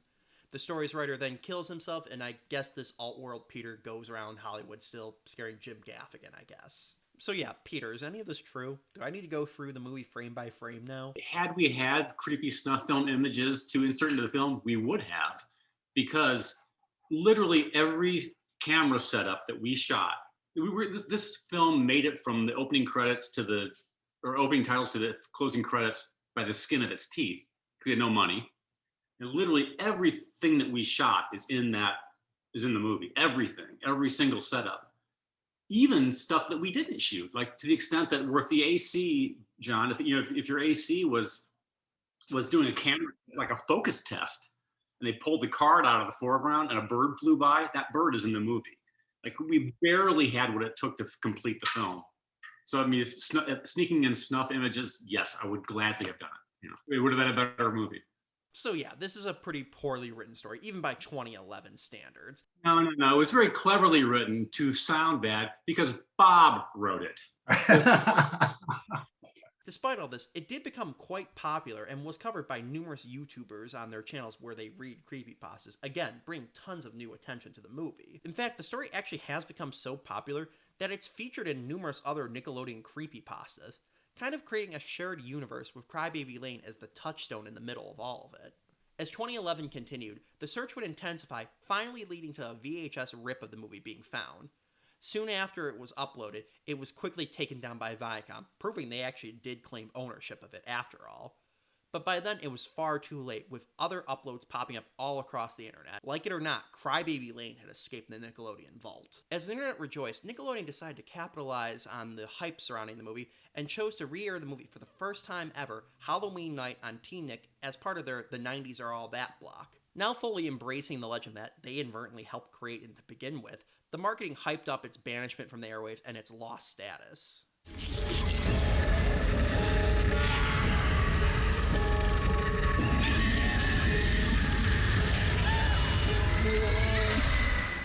The night arrives and the airing begins with Stick Stickly claiming he dug it out of the Nick vaults. Hey, what's the dealio? I know when you normally see me, it's all about you pick. Well, tonight I gotta pick up my own. It only aired once due to complaints on how terrifying it was, but I found it, and I'm playing it for you. So strap in. Here's Crybaby Lane. Boy! Yes, Stick Stickly, a talking popsicle stick that I am not joking when I say was the mascot for Nickelodeon for a while, is back again. Jesus. Regardless, though, Crybaby Lane was being viewed for the first time in over a decade. Soon, though, the mystique surrounding the movie died down, and to my knowledge, Nickelodeon's only re-aired this 2 more times, both of which were in 2015. Since then, the movie just went back into the Nick Vault and is yet to re-emerge in any official capacity in streaming or home media of any kind. Did they ever talk to you about Peter putting it on DVD? I mean, they could have made some money on it. You know, they don't talk to me, period, ever since this. The criminal thing that happened on Pete and Pete was I did all of season 3, and it was a great season. And they were going to release it on DVD as they did the other seasons. And they were all apparently, the story I've heard is that they were all printed and sitting in a warehouse ready to go out when there was a legal case with the band Luscious Jackson, who appeared in one of the episodes called Dance Fever or something like that. And because of that, they couldn't get the rights to these songs, and they were already, part of this episode that was part of the season DVD. They didn't release it. It never got released on DVD, which was so frustrating. So frustrating that Crybaby Lane hasn't been released. Yeah, I would love to see a Shout Factory release of this movie, loaded with tons of bonus features about the making of it. Though that would make my video less relevant, so maybe just make it a bare bones DVD. Still though, the genie is now out of the bottle, and fans like myself have been able to make Crybaby Lane part of their annual Halloween tradition for over a decade now. Now you can watch it for free on YouTube, where several complete versions have been uploaded. Very unusual, since Viacom is usually very strict with their products being uploaded by anybody but them. To give you an example, all of my commercial compilations that I have up on the channel from Nickelodeon, if I included a few too many seconds of a theme song in it or closing credits, even if the announcer was talking over it, the video got flagged for content warning. Meanwhile, the entirety of this movie is just up and no one seems to care. This is all the YouTubes. There's like so much on Crybaby Lane. One of them says high quality. That's the one I watched. That's what I watched too. Not high quality. It was not very high quality. Peter, what is, I know I have a DVD. I mean, I have a beta copy, beta SP somewhere. Is that the highest quality that we know of that's in existence? Yeah, the beta cam. Yeah, which it's not wonderful quality. I mean, it'd be great. I mean, where's the negative, do you think? I mean, I don't think we didn't cut the negative, did we? We cut it all on video. So the negative is probably just like, in a vault somewhere, probably, in the ground. Yeah, what's a negative? By the way, I opened up my cabinet, and this is my beta copy of the movie. So this for sure is got to be a lot better quality than what's on. Yeah, that's the highest quality that exists in the known universe right now. Yeah, it would be great to put a good version of it on YouTube. So yeah, sadly for the time being, the grainy rips from people's VCRs or DVRs are about as clean of a copy as you can get, unless you've interviewed the filmmakers and they were nice enough to loan you their copy to use for your web show, but that's a hypothetical. So that now brings us to the legacy of the movie, now 21 years on. and it sounds like this is the first time you guys have watched it in quite a while. I didn't. Bob said he wasn't going to, and then he did. No, I said I didn't think we needed to have a pre-call to discuss our strategy for how we could look prepared. I was too lazy for that, but I would watch the movie. It's better this way. So yeah, again, 21 years since the release of the movie, and now 10 years since its rediscovery. Looking back, do you regret pushing the envelope so much? I mean, granted, I would much rather have something that scared the shit out of me as a kid, but was very well made and interesting versus something that was bland and not offensive. I mean, the intended audience, of course, was preschoolers. I think we appropriately, tried to make them shit their little pants, But actually, that was not the case because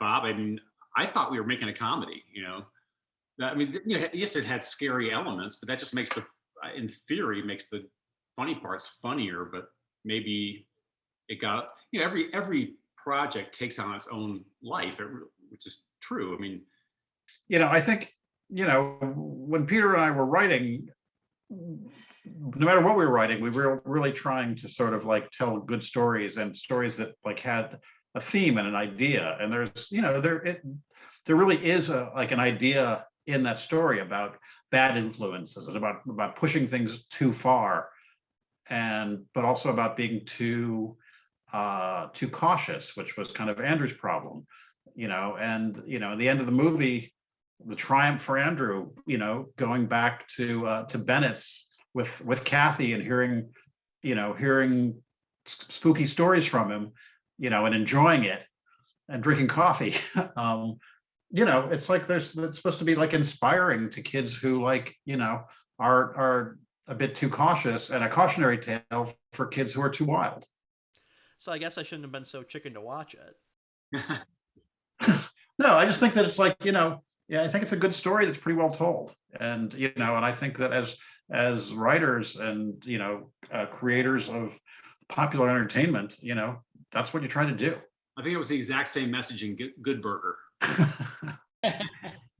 I think that the quality of the movie is really a tribute to Peter. That like as you were a leader, and like you were so kind of inspired by it that you inspired everyone else to kind of dig deep and work as hard as we could. We weren't making a lot of money, and there wasn't a lot of glory, but we knew we were working on something special, and we all just really wanted to make it as good as we could. Yeah, I think the whole crew felt that way. I mean, it was a very hard shoot, but we had a lot of fun. It was cold, it was night, we were exhausted, but we were making a great film. It was fun. Well, it was the height of our career, and it's been downhill ever since. Well, I think the fans' reaction to it speaks to the quality of the film overall. So have you guys been surprised about the resurgence and the love for it all these years later? Yeah, well, which is great. I did on the Jim Gaffigan show, Elena. I had done. I guess I did the first season. I came back to do the second season of that show, and somebody said to me, there's a production coordinator who really wants to meet you because she's a huge fan of Crybaby Lane. I'm like, what?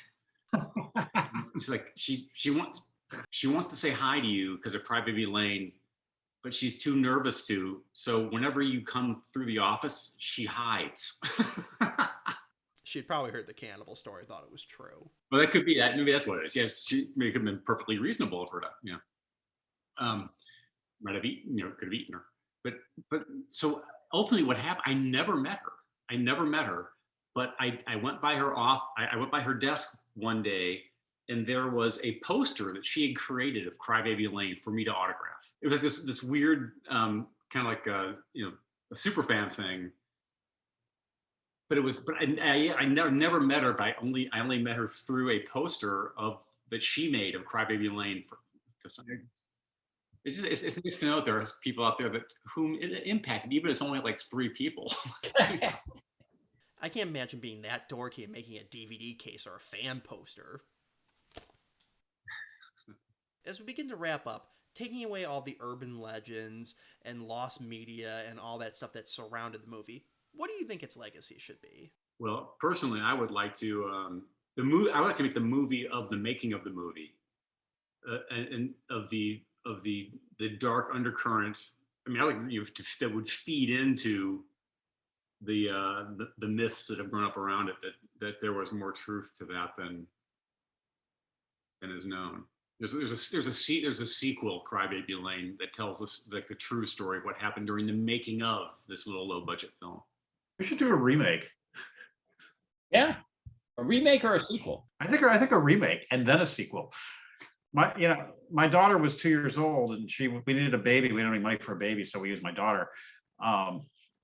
And I asked her the other day. Her mother asked her if she had ever seen the movie, and I said, of course she's seen it. And she said, no, she's never seen it. She was too scared to watch it, like throughout her life. And so I told her, like, just the other day, she's 22 now, and I told her that I rewatched the movie, and she's like, all she asked was it scary? It's like she's still like sort of like too freaked out to watch it. And my son's never seen it either. I'd like them to watch it. I think my daughter would get a kick out of it. I don't know if my son would be into it. I'm really glad that like I could be a part of this thing. It's like, it's a long time ago, but it was a special memory. And we, it was like going to war. And these guys are like my, they're like my war buddies. Yeah, absolutely. It was a blast and an adventure, and I'm done on a wing and a prayer. Yeah, I'm so proud to have been involved, and I want more people to see it. This is so. It sounds like, Andrew, you're going to make that happen a little bit. We should do like a Crybaby Lane, like a fest or something. We can go back to the abandoned town where you guys filmed it to do it. It'll be great. We're going to look for the worms. We're going to look for the combine and so on. We just can't drink the water. Projected on a wall of a cemetery out there somewhere. Well, there you have it. A complete oral history of the movie Too Scary for Nickelodeon, Crybaby Lane. I just want to thank Peter, Bob, and John for stopping by and helping shed light on this cult classic Nickelodeon movie. That's fantastic. Thank you so much, Andrew, for having us on. Andrew, thanks so much. Thank you, Andrew. This was a treat. I'm just glad you guys weren't as lost as the movie was. Well, until next time, I hope you enjoyed our time together and have a newfound love for this lost Nickelodeon classic.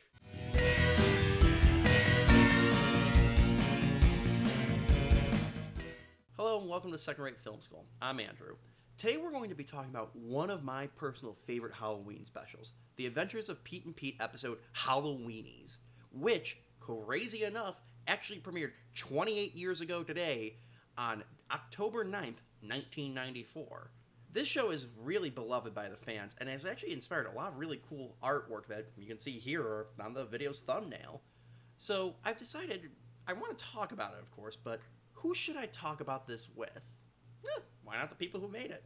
So joining me today as my special guests are series co-creator Will McRobb. Hello. Series co-creator and the episode's writer, Chris Viscardi. Hello. And returning friends of the show, the episode's director, Peter Lauer. Hi, Andrew. The episode's director of photography, John Inwood.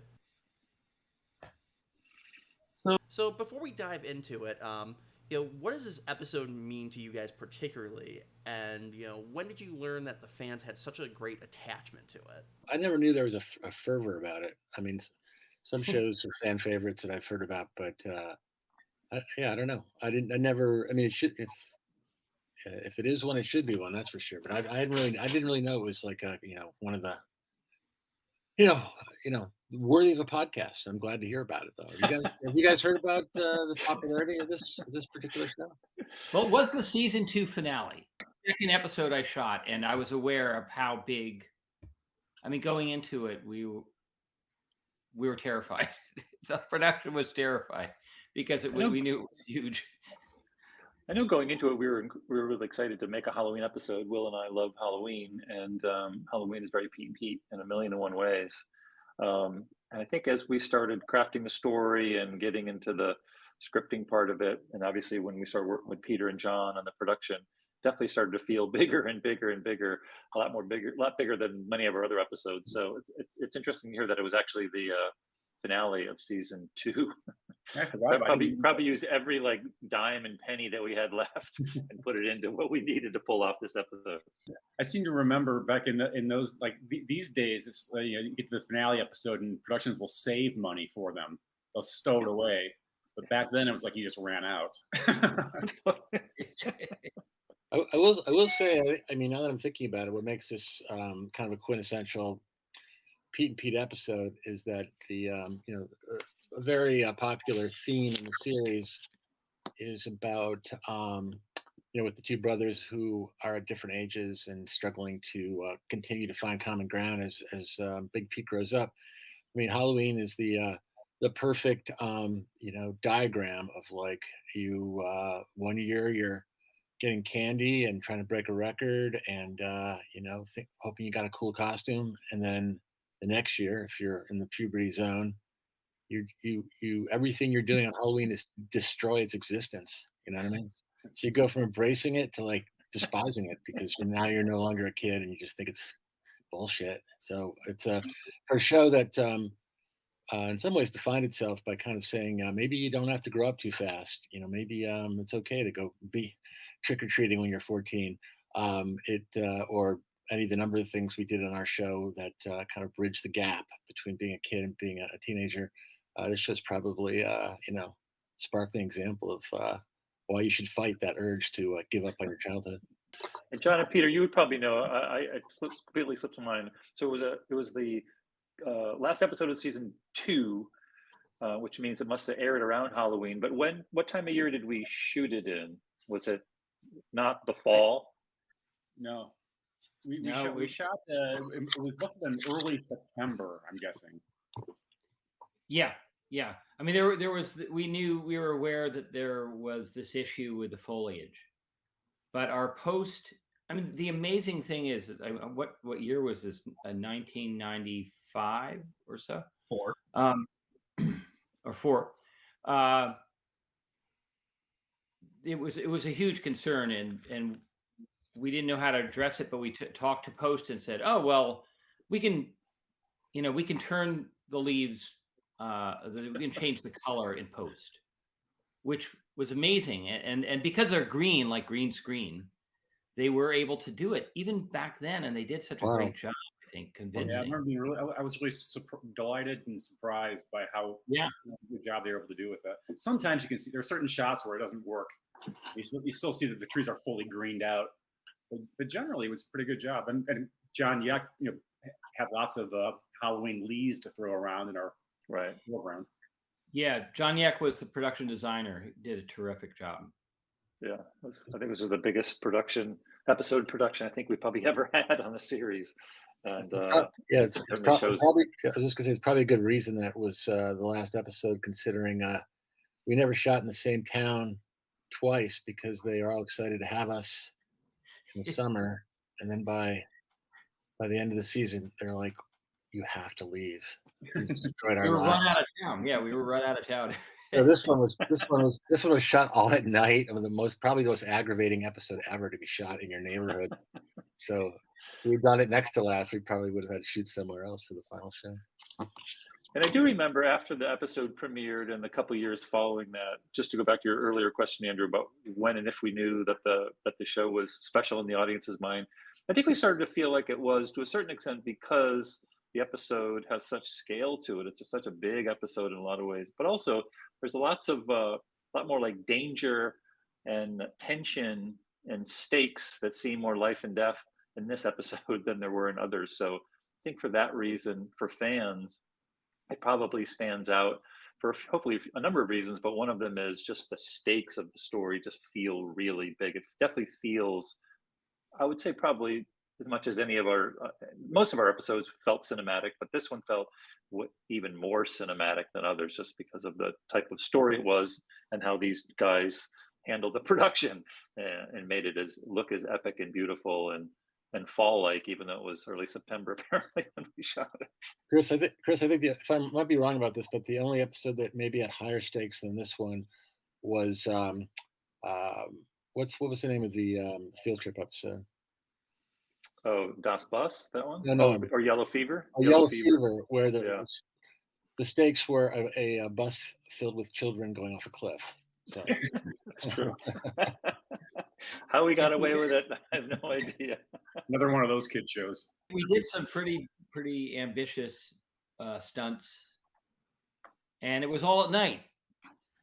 Yeah, and No, that's it wasn't. challenging. No, a lot of it was in the day. I remember, I remember like wishing there was some way to make more of the trick or treating at night. We just couldn't do it. And I had to embrace really the reality that a lot of trick or treating these days anyway begins in the day. Early. Yeah.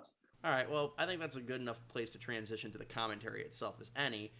If you're listening to the audio version of this on Podbean or Apple Podcasts or whatever, you might actually want to come over to the YouTube version because unlike most other things I do the commentary tracks for, Nickelodeon really doesn't seem to care about this being up and just out there on YouTube. So I'm actually going to include the full episode in the video itself. So, come on here and enjoy. Well, time to put a transition effect or something. So first off, right off the bat, I love all these little transitions you guys had with the overlays of the door, and as we see going through to the moon, transitioning to the candy bowl soon. When did that come into the production? Was that scripted, or did that come from your mind, Peter? I think that was me. I'm sure it was because I was so into that kind of thing at that time. Was it door a little toy door that we had, Peter, or was it a real door? Yeah, it was a little miniature door. Yeah.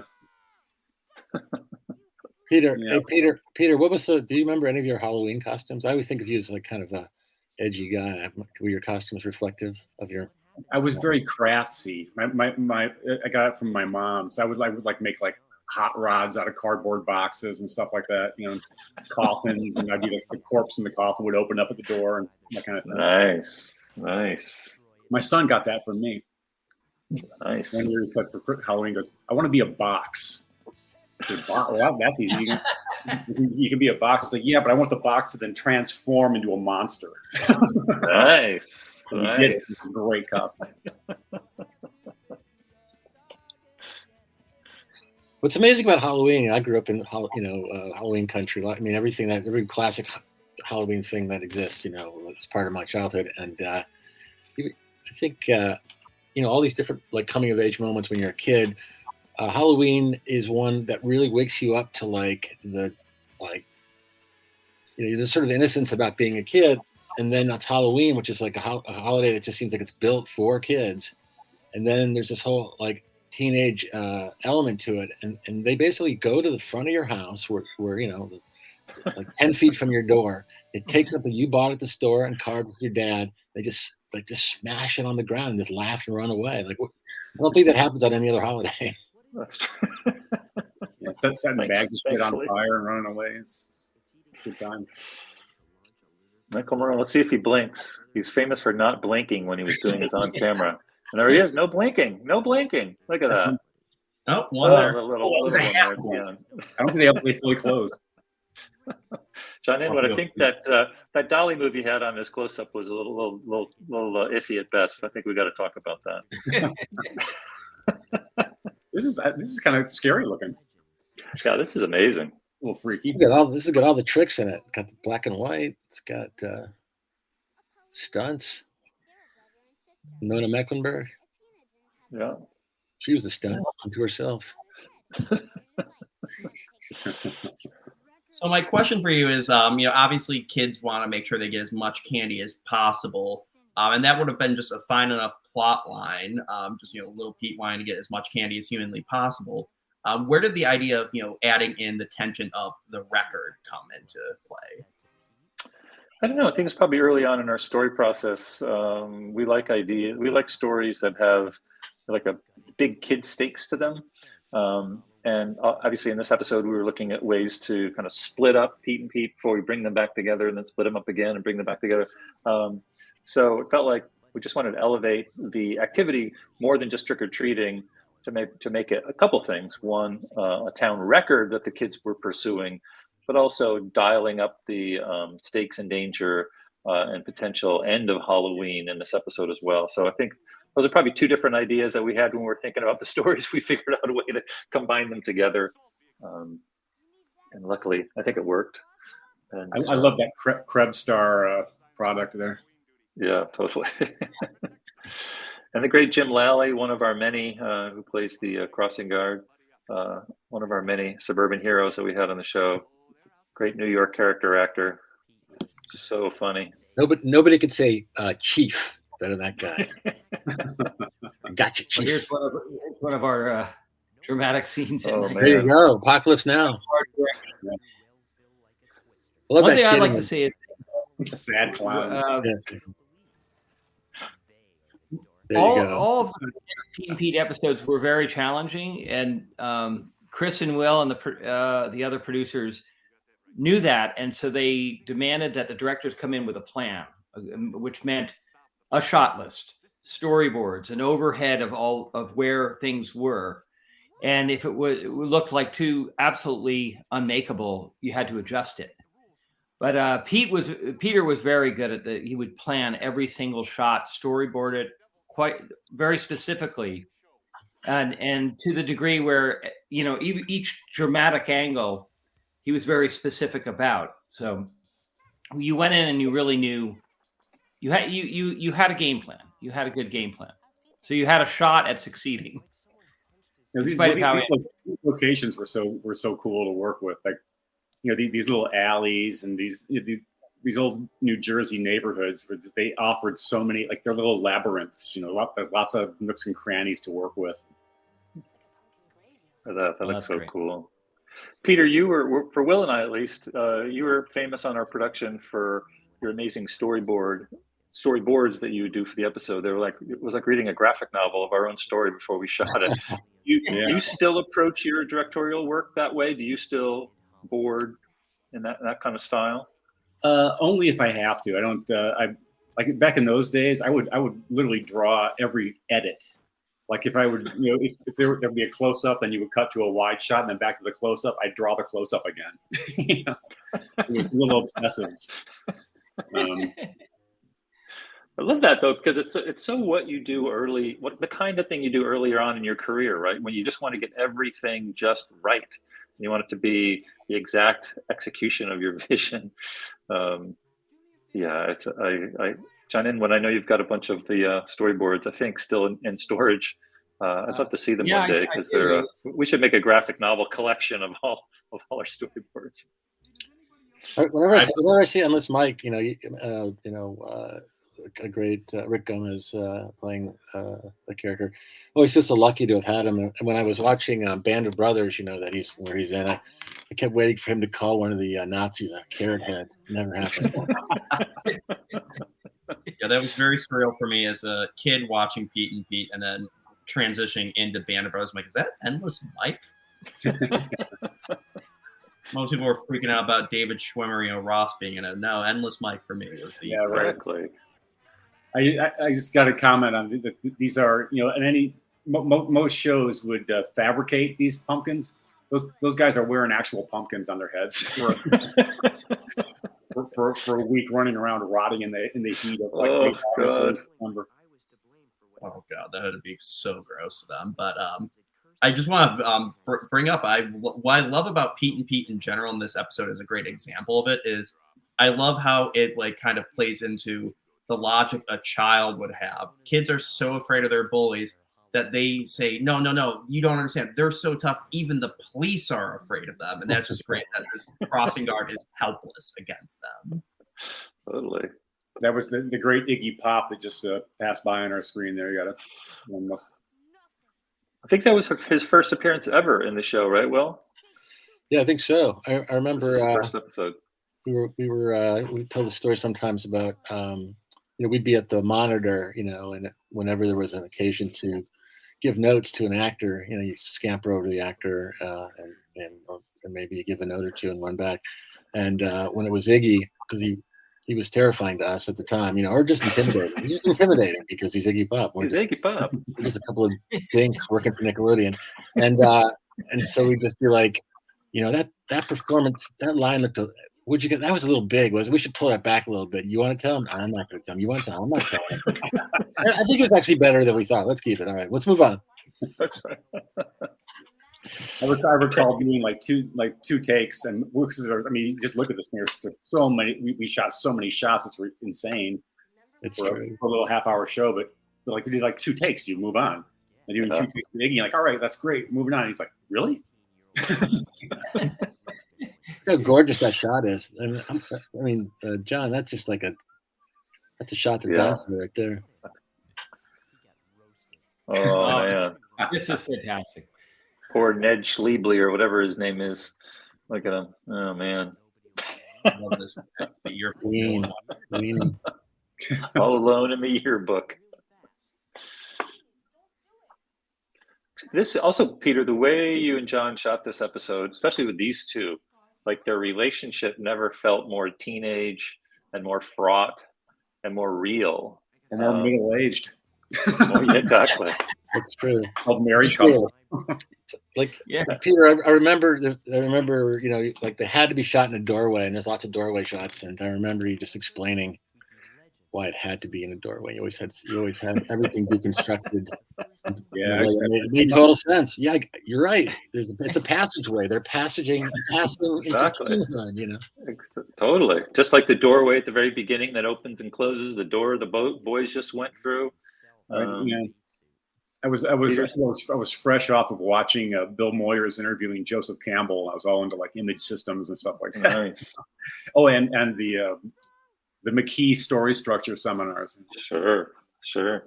You know, I was just thinking, what we always talk about when we talk about the show is, you know, as our, you know, I think we foolishly thought, this is the first production that Chris and I had ever worked on. And so we naturally thought that this is how it's always going to be, you know, and nothing was, we were never permitted ever to do the things on other projects for kids that we did just in a very just like matter of fact way in this show. I was just thinking, along with the characters smoking in some episodes and a variety of other things that you can't believe we did, we just saw a kid relieve himself into an astronaut suit. So yeah, we were in a very fortunate time in our careers. Obviously, we got the chance to make this with all these guys and everybody else, and that was amazing. But also, Nickelodeon was kind of at the era where they weren't making a ton of original stuff, and even if they were, P&P was completely different from everything that they were making. They didn't completely understand the show, or so they really, was very hands off on the production, aside from a few instances here and there. So we really got to do what we wanted, which was you were unsupervised. Unsupervised. Well, except for one thing, there was one. We almost in the second season we did a show that created such a hubbub at Nickelodeon that we almost didn't have a third season. This is a little bit of juicy inside information. It was if you've ever seen the baseball episode, what's that one called, Chris? Field with Peter. No, I can't remember. If you may remember, everybody gets a brain freeze at the end, and they're all wandering around like they're having really bad drug trips, you know, just moaning and rolling on the ground. And, you know, it looks like, you know, some acid that had gone bad. And we didn't intend it for that. We were going with the idea of brain freeze, which is a classic kid thing. And I guess it had a psychedelic kind of quality to it with some of the lenses we were using. And the president of Nickelodeon was like really like, he was getting a lot of calls. So the Beatles have the same problem. That's right. Yeah, it was like our Revolver. We kind of went psychedelic, and people didn't understand it. This scene in particular is funny because we were actually the crew was pelting the cast, poor Jim Lally, with real eggs. Yeah, and my car back there was stank of eggs forever, for the rest of its life. Somehow the Actors Guild let us do. Maybe they didn't know that we were doing that. Just pelting actors with real eggs in the ear and the head. Did you notice the size discrepancy of some of the? There's a double for Danny and some shots. He's about half his size because Danny had gotten sick because we had too recently spray painted his helmet silver, and the fumes inside the helmet made him. I think he threw up at one point. Wow. And we also like hours. We lost him because of hours. Too many hours on set. That's probably why he doesn't have the helmet on there. Yeah. Oh yeah. I think there was a scene where he was supposed to have it on. We took it off his head because he wasn't tolerating it any longer. You know, when I'm passing out. I'm sure This was probably, if it was the last episode of the season that aired, was probably the last episode of the season maybe that we shot, which is probably a good thing because I'm sure we were run out of town, whatever town in New Jersey we were shooting at the end of this production. They never wanted us to return, as most towns in New Jersey never wanted us to return. But this episode just was, the streets were just littered with crap and pumpkins splattered all over the place, eggs on trees. I think what people were most upset about was like 10,000 watt lights shining into the windows at night. Yeah. This actor was quite brilliant. Lark, right? Lark Spees. Yeah, he was great. Terrific. I had the pleasure of working with him later in Strangers with Candy for 3 seasons. Nice. It was a blast. Oh, and then in our little movie, John, in Crybaby Lane. Yeah. Now, question for the writing of this part. I think this is a good time to mention as any. So when this was filmed, Big Pete or at least the actor, was 17 years old, and Little Pete was 12. So obviously, 5-year age gap, was consistent throughout the entire series.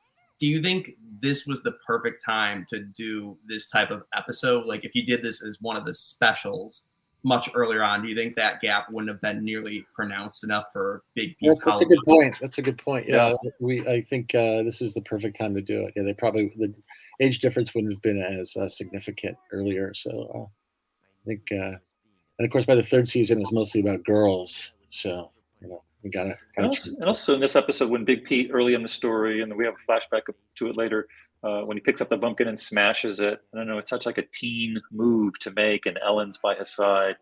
Again, it kind of dips into that teen world in a nice way.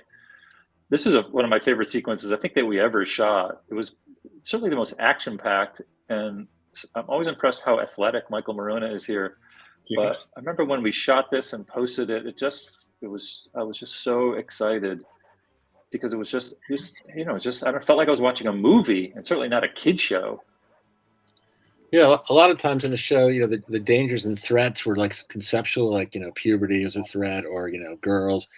And this episode, no, we have wild dogs chasing people. Wild dog stunts, bikes flying over fences and landing in pools. Look at that. That's amazing. One of the big thing notes you get in kids TV is imitated. Like, you can't do anything that a kid will imitate. Like, everything in here would injure a kid. I rode my bike off of a fence into a pool on Pete. I saw it on Pete and Pete. I can't feel my limbs. And I had a pumpkin on my head when I did. Something's wrong with my body. Shouldn't have done that. This leads us into this great sequence that was this haunted house, right? And again, Michael Morona going above and beyond the Call of Duty in his stunt work. In some ways, this episode is the most Pete and Pete had a way of warping childhood experiences almost into an unrecognizable degree. This has every trope of Halloween. This is like a meat and potatoes episode. It's like, totally. I want everything that makes Halloween great, and it's all here. And we can't hear it, but I know it's like in the soundtrack of this, Peter, I know in post, you were very big on those horn stabs and string stabs, right out of Psycho. And just the soundtrack of it, even though it was probably stock music that we used for a lot of that stuff, added a whole other layer of terror that you wouldn't find in a typical kid show. There was good music. I mean, I would get really into the stock music libraries, and I remember having my floor of my apartments with notes and stock music laid out on the floor with storyboards, trying to mix and match little bits and pieces, especially not in this one, but also especially in that one about the phone, the ringing phone. Sure. Kind of did it as a spaghetti Western. So they're finding all that music really. Peter, I'll have to refer you to a 2-hour podcast that's all about that summer episode, and it's they deconstruct it like college professors. It's really good.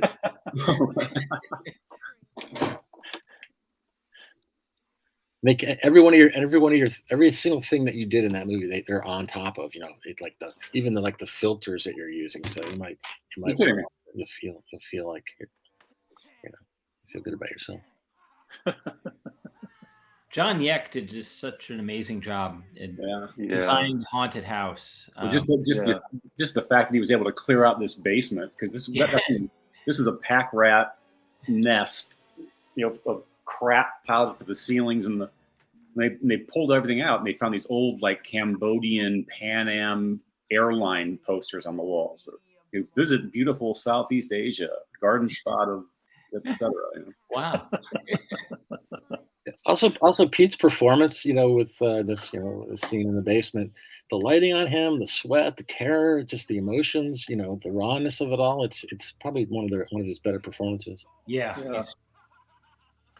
It was also in that episode, which we'll get to, or in that part of this episode that we'll get to in a second. That's where we really were able to dial up Rick Gomez as an actor, his menace, and the comedy of his menace as well. Everything from, well, the kind of lines he said to rubbing his hands, it's like he was, but he definitely seemed like a larger than life goofball villain, but somehow I've never seen more scary than he did in this episode. But he had an innate connection to this part. Not this part, but this execution of the part. This iteration of his part. Really loving the production design here. Like, look at all that stuff in the background, like those skulls with that hand on the top of that skulls. John Yeck and his team did an amazing job. Look at that. It's fantastic. I love and the lighting in this is also, John, this is just beautiful. This cross hatching, and it's really great. Yeah. My assumption is this was shot during the day in the basement somewhere, right? Yeah, I guess that this helped us achieve more of a nighty feel than we actually shot. Look at that shot. This is classic Lauer. pumpkin cam, where we mounted a half a jack-o'-lantern. Just look at this right here. It's on a board. There we go. Peter, you're the only guy. I mean, a lot of your scripts like had all the symbolism built into it, in ways that were very exacting. You were the only guy that really like dug into like the different subtext of the show and brought them to the surface. Well, that's right out of the opening of this Vincent Price and House on Haunted Hill. Nice. That's cool. Yeah, like you guys always said you wanted mythic, and I totally. I was happy to embrace that.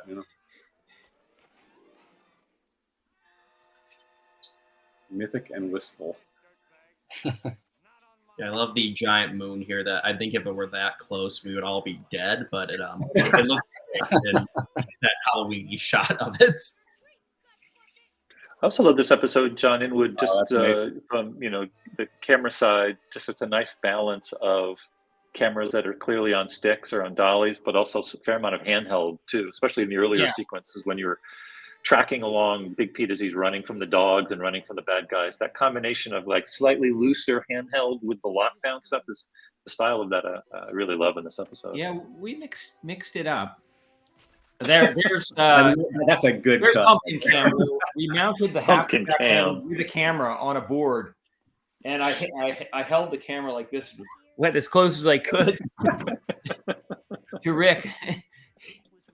But it was so well thought out that it cuts to it on his head, and it's perfect. It just cuts beautifully. This is Iggy Pop's best line. This is where he says "stewed." Good timing. Pause. There you go.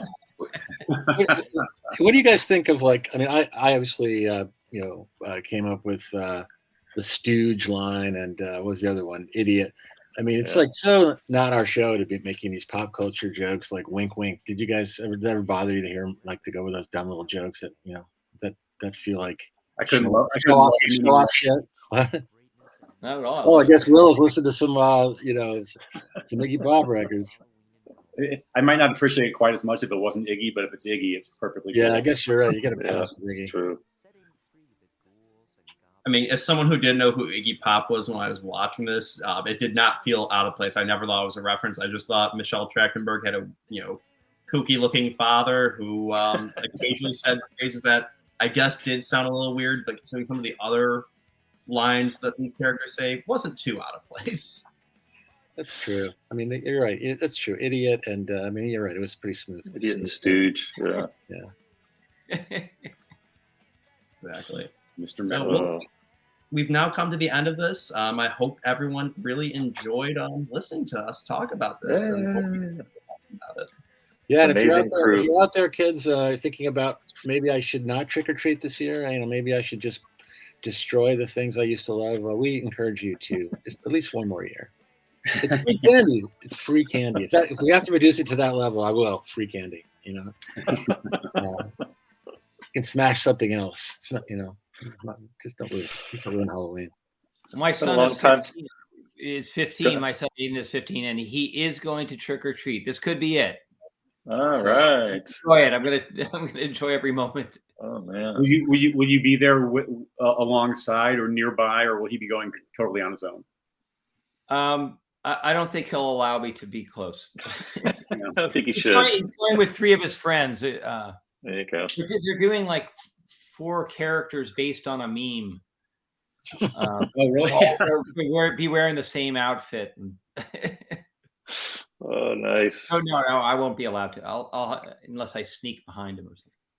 Well, what kind of Halloween costume would you gravitate to back in the day?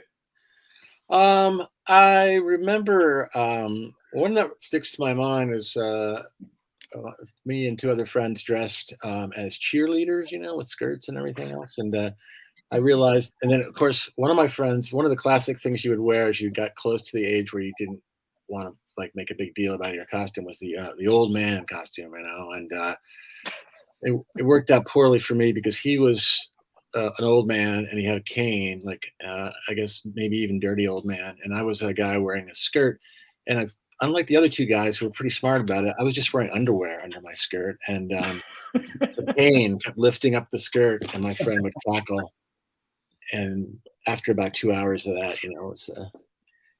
I kind of wish I'd maybe worn some shorts, or maybe he didn't. If he didn't have a cane, that would also have worked. But anyway. Oh man. Yeah, I know. I was trying to go for verite, like I'm a cheerleader. What am I supposed to wear? Gotta keep it real. How about you? I was definitely big on things like had like headgear. So it'd be like a football helmet, or like an astronaut, like in this episode, like an astronaut with some sort of makeshift astronaut helmet. Or one of those comic rubber masks that you could wear. That was always kind of the staple. I don't really remember. I don't remember making my own costumes. I'm sure I did, but it doesn't. Nothing jumps to mind. John, what about you? What was your favorite Halloween costume as a kid? I think I didn't do anything terribly original. I think I did astronaut and Spider-Man. I think you did LSD once, right? Wouldn't you wind up on the? A few times.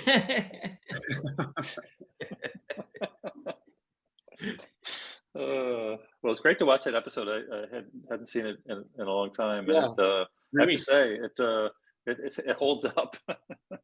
It's really fun to watch. It's epic. I'll mention this too.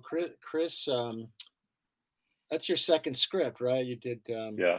So Chris was mostly was a producer and extraordinaire, and had produced all of Pete and Pete's up to the all-nighter one were done by other people, and suddenly he's like, maybe I'll try to write a few, and of course they were like immaculate and amazing. I never realized that. Yeah. What was your third one? You're never happy about your third one. You never talk about your third one as good as it was. Well, the first one I did was Nightcrawlers, which I'm still really proud of. And then this one was another one that I was credited with.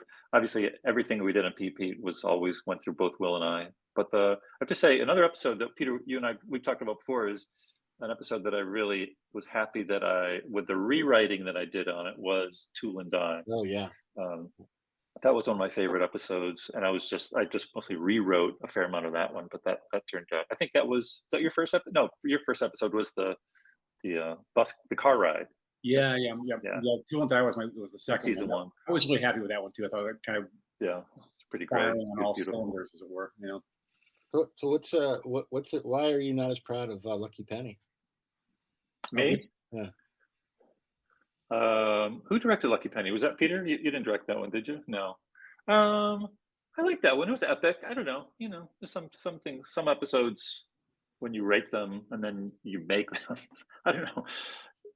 But some work a little bit better than others, or it's just more specific to how you view it. But yeah, I mean, Halloween is definitely always towards the top of anything probably that I've ever worked on as just a standalone piece. Just it captures being a kid in such really fantastic ways. It captures a sibling relationship in beautiful ways. As we've talked about, I really love the way that it looks. It feels cinematic. I thought the acting of all of the cast, especially some of the new characters that we brought in with Ned and the others, that all just worked pretty magically. Yeah, it's really fun. It's fun to see it again. It just keeps unfolding and unfolding and unfolding. Yeah, and I have to say too, Will and I've done a ton of kid stuff over the years, and when we made Pete and Pete, certainly this episode, it was really like nothing else out there in the kid space. And then you watch this episode all these years later, because 28 years later, it still feels like I can't think of another kid show that went to that lengths, production and story wise, in a half-hour episode. I mean, Pete did that in general, but this episode in particular just feels like the raise the bar really high to levels I haven't seen matched, and I'm proud to say in a very long time. So you guys always you welcomed certainly all the directors coming on board to do their own thing, and so you had a great variety of stylistic approaches. They all kind of felt like little indie movies, Yeah. And somehow in total the aggregate of that was had a continuity to it, Have you guys ever worked on? I was just thinking about that because every director, you're right, brought something different to it, some more than others, and we because the shows were like little movies, we didn't really care too much about whether one looked different from another.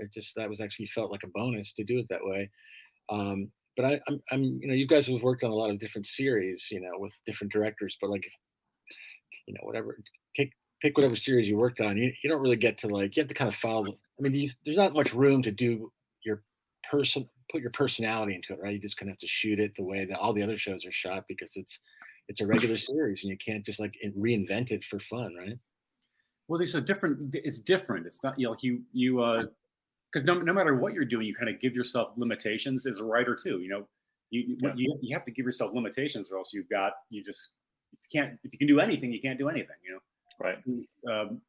But somehow, if I'm doing like an episodic thing, like embracing the limitations of whatever that show is a creative path.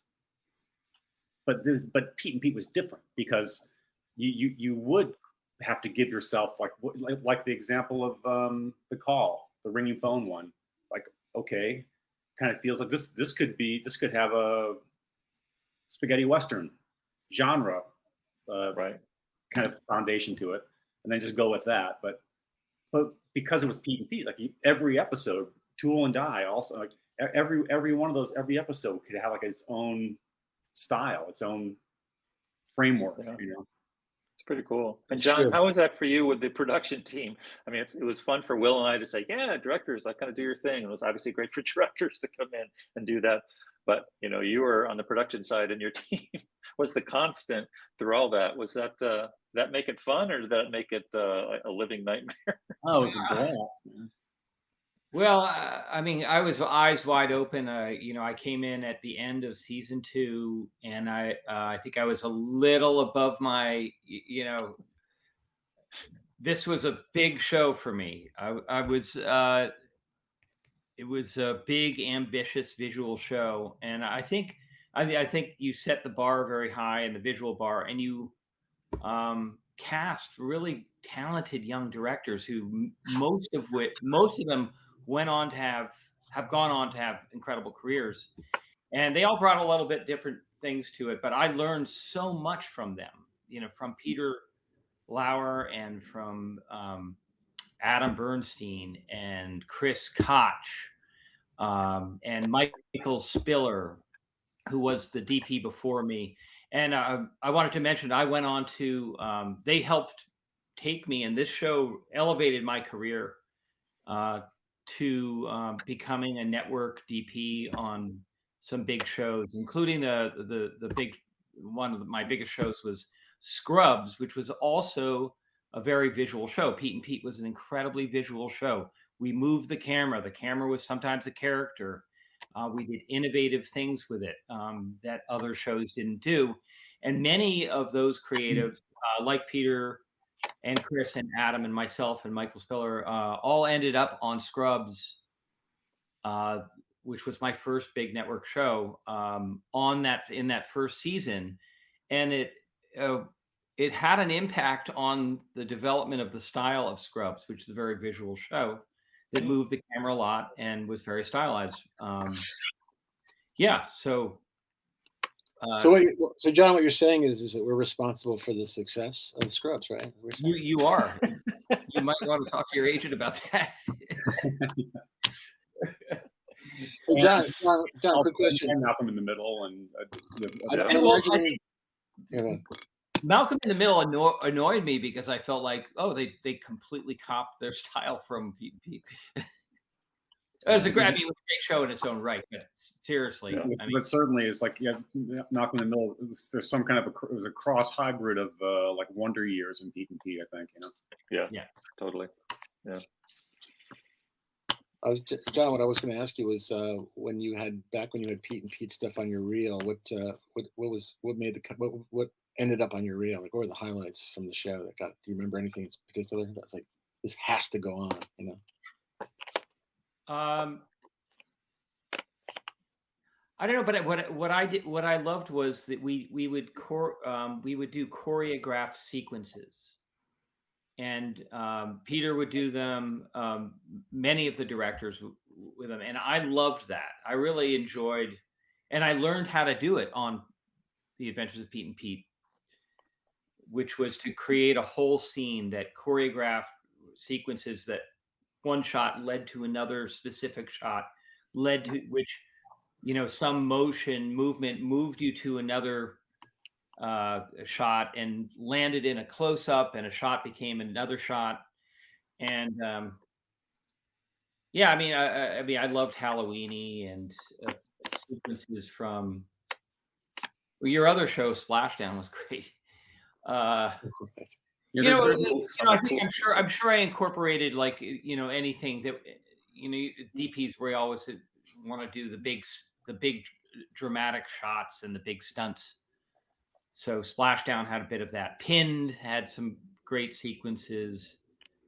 The Christmas episode that Damon Santostefano, another incredible talent, came in and really did something special with the Christmas episode. Always very ambitious sequences that I felt like I'm a little over my head here, but I'll do my best. I'll try to keep up. It's funny you should say that, John, because everybody on that show, ourselves included, we also felt like we were we're in over our heads. Are we equipped to do this? So maybe that's a good place to be. You don't really know if you can do it. You created an environment where it was a very visual show, and we all kind of wanted to hey, let's see how far we can jump. But John, you just said something that I hadn't thought of. But if you look at this show, and I probably if we looked at any of these, there's no standard coverage. It is every shot is designed to move to something new, to something new, to something new. It's never shot. It doesn't break down into shot, reverse shot, reverse shot. Standard. And even when it is shot, reverse shot, it's like low angle reverse shot, high angle. Not like wide lens close. It's funny when you think about it, because we think with our storytelling approach, really the only thing that was consistent episode to episode, aside from the voiceover, was at some point in the episode, multiple times, 2, 3, 4 times, Big Pete was going to be on camera telling the story. But for the most part, that was it. Like, we didn't have a house style in terms of he needed a wide shot and then an over the shoulders. We didn't do that at all. Maybe we weren't smart enough to realize that we probably should do that. But I think Will and I in general are quite collaborative. I mean, we're collaborate with one another, but I think we wanted I know we wanted the show to be that way too, which is partly why, and maybe a certain amount of our own innocence, kind of wanted the directors who certainly knew more about that part of the craft of making things than we did, even though they were like somebody like Peter was doing, early on in your career doing full-time episodes, full-length episodes, like wanted it to look different than anything else out there, which in the case of PP also meant the episode that came right before yours. But we wanted to do the same thing, which Will was the architect of. We wanted the show to sound differently than other certainly kid shows out there. We wanted to have guest stars like Iggy Pop we've been talking about, who you'd never find in other kid shows. And the combination of all those things, when they worked right, and they certainly did in Halloweenie, made it really Peter special. mentioned that you asked for Mythic. Yeah. I think you created this sort of hyper reality world, this world with hyper reality that called for. I think for Will and I, knowing Peter as we did, like when we said Mythic, we knew that was just like, Peter would just run with that. Like, you want Mythic? We got it.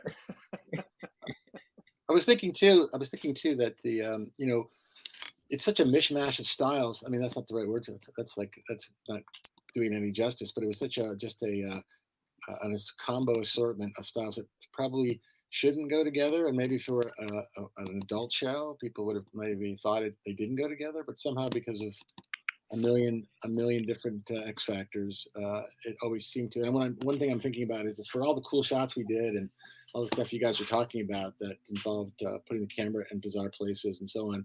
Some of I really love this show is a good example of it. You get that stuff, really high production value, stunt shots, but then you'd have some handhold stuff for just people like talking in a doorway, and that was just so great. You could juxtapose those two totally different styles. One's intimate and feels realistic, and one is like completely heightened and not realistic, unrealistic in a very heightened way, and somehow all those pieces went together in a way that they probably never will again. Just because the time was right. It was all about the zeitgeist, right? We just got it. We were at the right place at the right time. Well, I mean, when I came to the show, was time, so it really does. It lives in its own universe. Yeah. Lives in a universe where you can't watch it anywhere except on YouTube. That's the universe. The universe far away. Well, like, woo, the greatest show ever. You cannot watch it on streaming ever. Yay. Someday. Yeah, that's the biggest crime of the streaming world is classic shows like this are not available. So yeah, hold on to your DVD sets and your YouTube streams, guys, is all I have to say. Well, thank you for showing that to us, Andrew. It was fun to watch through it. Yeah. Well, there you have it. I'd like to thank Will, Chris, Peter, and John for stopping on by and talking about this classic episode with us today. I hope you had as much fun watching this as we did recording this. Well, yeah, it was great talking to our audience out there. Keep watching the show, and we, it's very rewatchable, I'm told. So keep watching, and we're glad we could talk about it all these years later. As you can tell, we still are very infatuated with it. So thank you. Yeah, thanks for inviting us to do this. It was great to see these guys as always. It's always good to chat with our fellow past collaborators. And Halloween season, what better way to kick it off than watching Halloweenie? Absolutely. If you know any Neds in your neighborhood who are too old to be treat, please don't tie them to a tree. That's my final word on the subject. It's great to see you guys again, and thank you, Andrew, for putting us together here.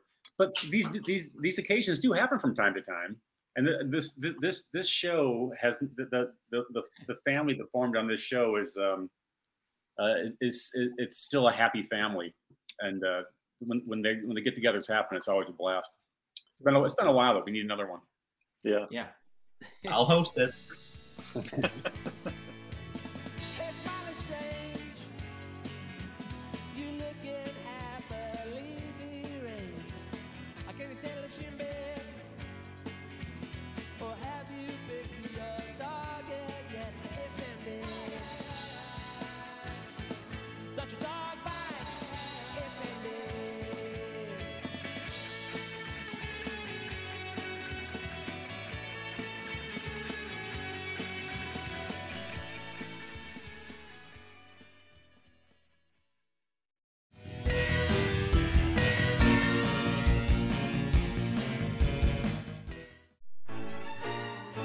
Once a year, like the leaves, it comes.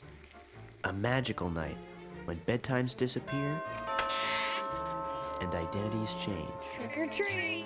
When the ghouls and goblins of our souls are set free to roam the night and scarf candy. For the true believers, Halloween is the ultimate holiday. For me, it's the ultimate dork holiday. Halloween is for Halloweenies.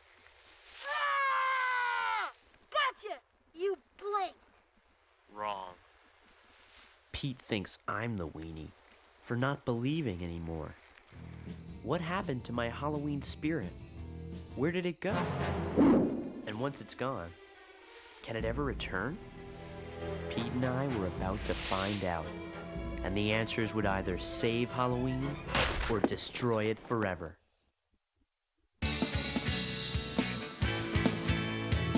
Hey, smiling strange, you looking happily deranged. I can't say let's in bed, or have you picked your target yet? It's ended. Don't your dog bite? It's ended.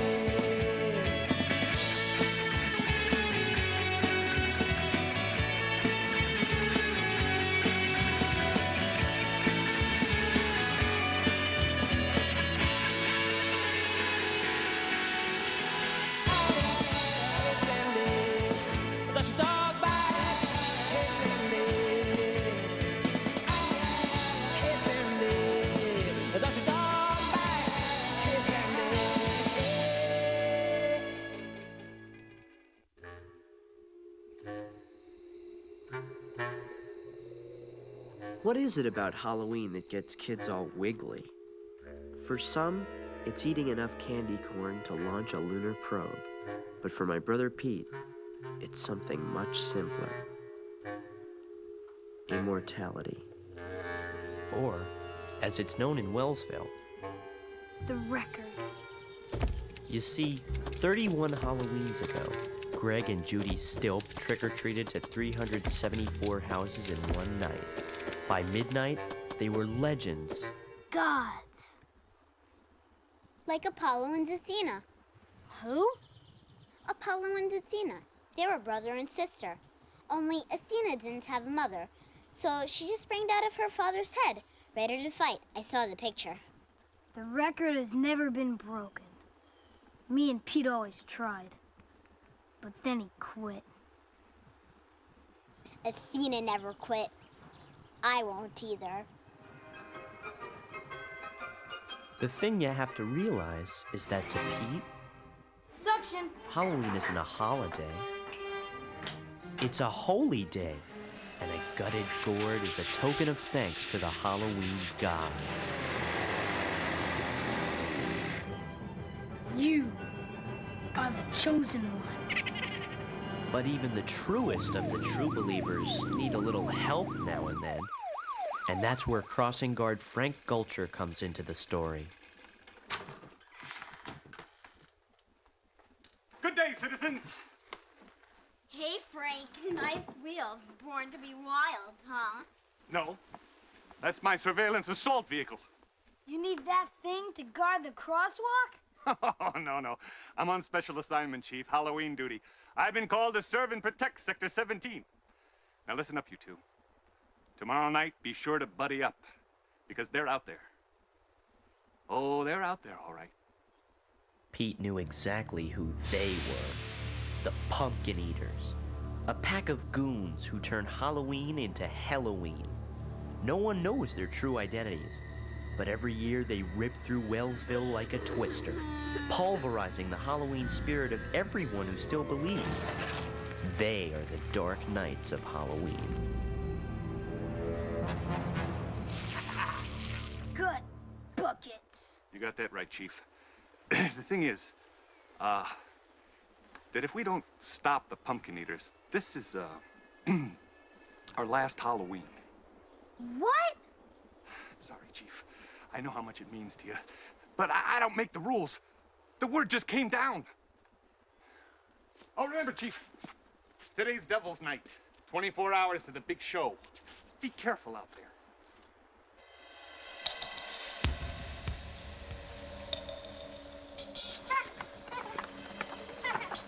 last Halloween. Wow. How's Pete taking it? Like someone punched his soul. Between you and me, I hope this is the last Halloween. I'm sick of it. Whoa. Check it out. It's like a pumpkin graveyard. Looks like this one got away. It used to bug me whenever I saw a smashed pumpkin. It just seemed so senseless. But that day, I finally understood. Maybe because I hated Halloween. Smash it. Do it. No one's looking.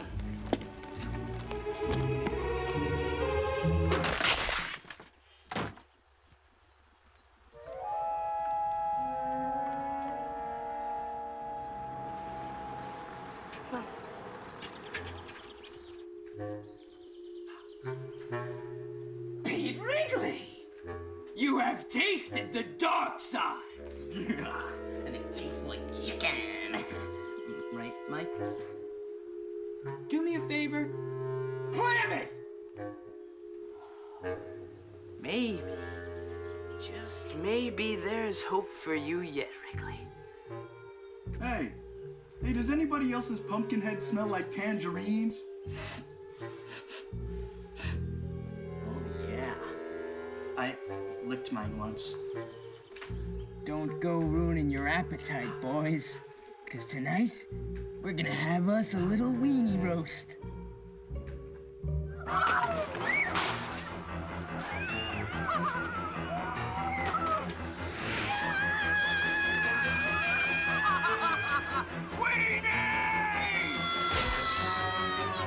Not on my watch, dirtbags!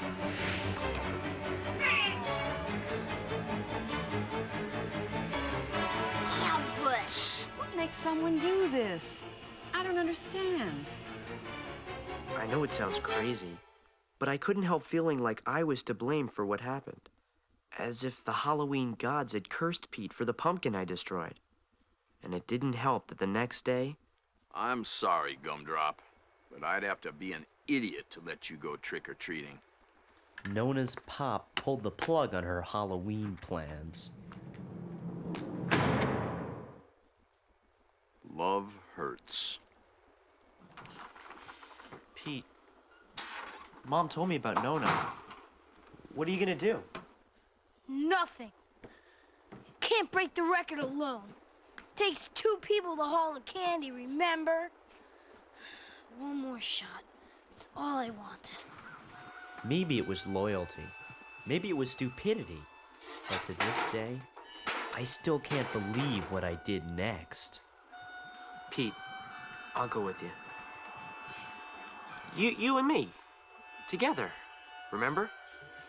Don't yank my chain. I'm not. I'll go. You will? You what? Pete, you can't go trick-or-treating. It's no big deal. I know what this is about. So you smashed a pumpkin. Is that worth ruining your life? I think you're being a little dramatic. Dramatic. I'll give you dramatic. I got 2 words for you. Ellen, don't.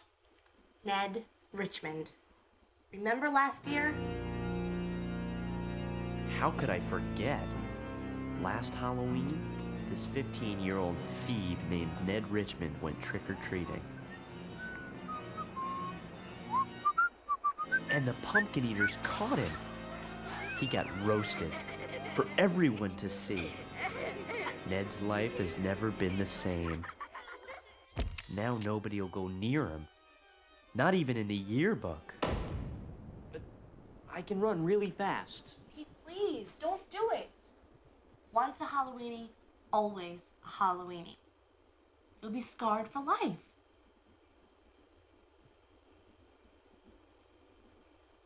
I gotta go get ready. According to my brother, the record is one of mankind's greatest feats, like landing on the moon. And if we broke the record, we'd be legends, just like Neil Armstrong and Buzz Aldrin, the first 2 men to walk on the moon. For me, I was just relieved that the visor covered my face. Pete was relieved too.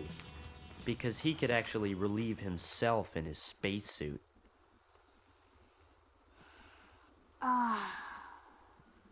Science. Ready, Commander Armstrong? Ready, Buzz. So off we went into the unknown. Visions of Halloween glory surging through Pete's brain. Fear of being unmasked racing through my own. So it all came down to this one fateful Halloween. By midnight, all the questions would be answered. Would this be the last Halloween? Would Pete finally break the record? And would my Halloweenie secret remain a secret? Commander, prepare for liftoff. Ready, set, go! But as I soon discovered, I wouldn't have much time for worrying, because Pete devised a battle plan that rocketed us through suburbia.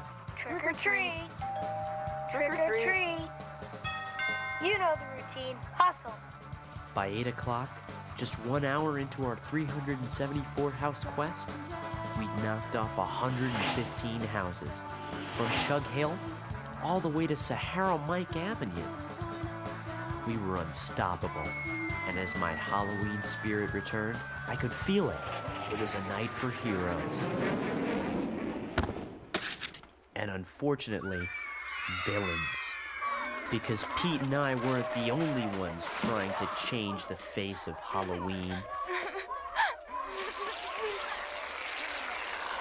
We got a wigged out Blackbeard situation here. We got a 10-9er in a tree. Send backup, pronto. Oh, the humanity.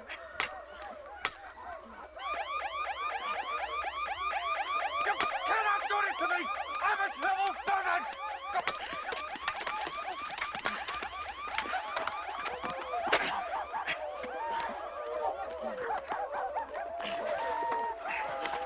It's a war zone out there. Go home. I can't protect you.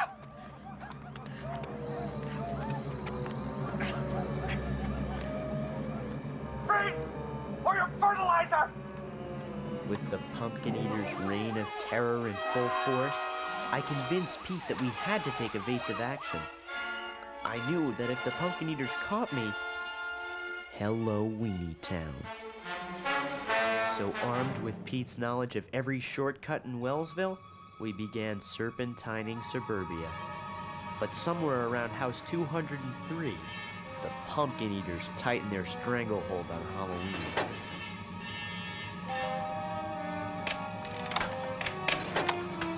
And suddenly, it looked like our night of glory would be squashed by fear.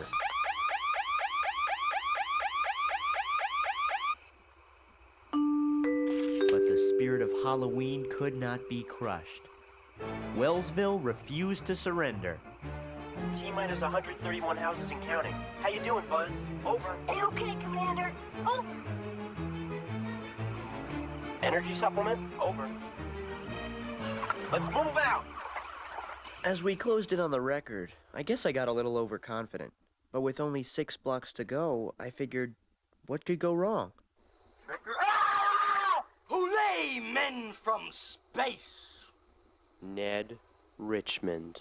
Hey, you're Pete Wrigley. No, I'm not. I'm, Neil Armstrong. Oh, yeah, sure. Your secret's safe with me. Hey, maybe we could go together next year. Huh, Wriggles? Wriggles. He called me Wriggles. Shake it up, Commander. Come on. Pete, this is crazy. If they find me, I'll end up like Ned. Hey, maybe we could find someone else for you to team up with. What? We're the only Halloweenies left. We gotta get out of here. No! No! Come on! You promised! We're almost there! Come on, we can make it, Commander! No, we can't. Not alone. Not out there. It's over.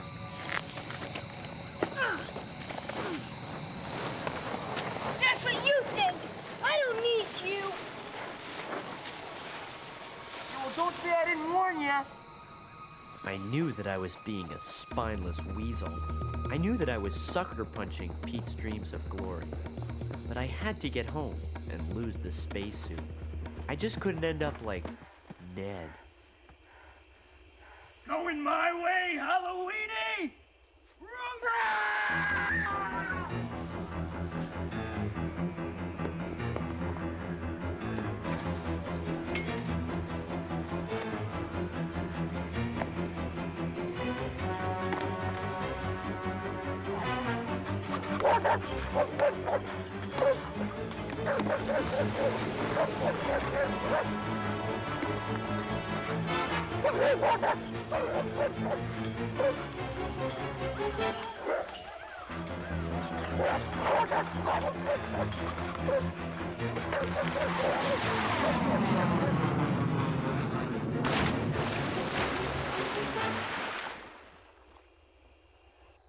Hey, Blowhole!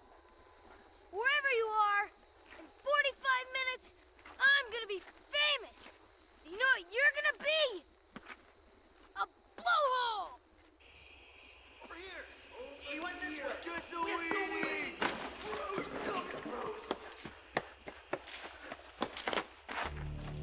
It was the last place a Halloween hater like me should have ended up. But it was the only place left to hide.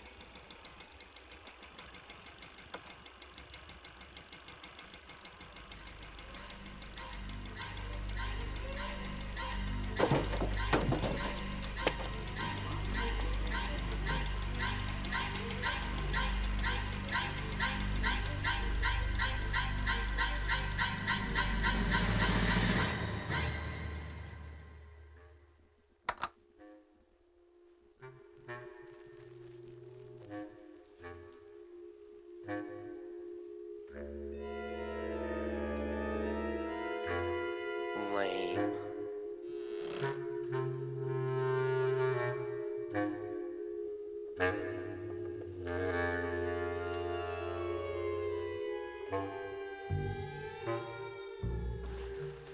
I hate this holiday.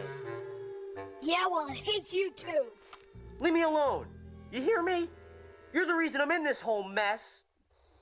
Suit yourself. It's nice knowing you, traitor. At that moment, I didn't care what happened to Halloween. All I cared about was me. Tag! You're dead! Oh, Wrigley! Trick or treat!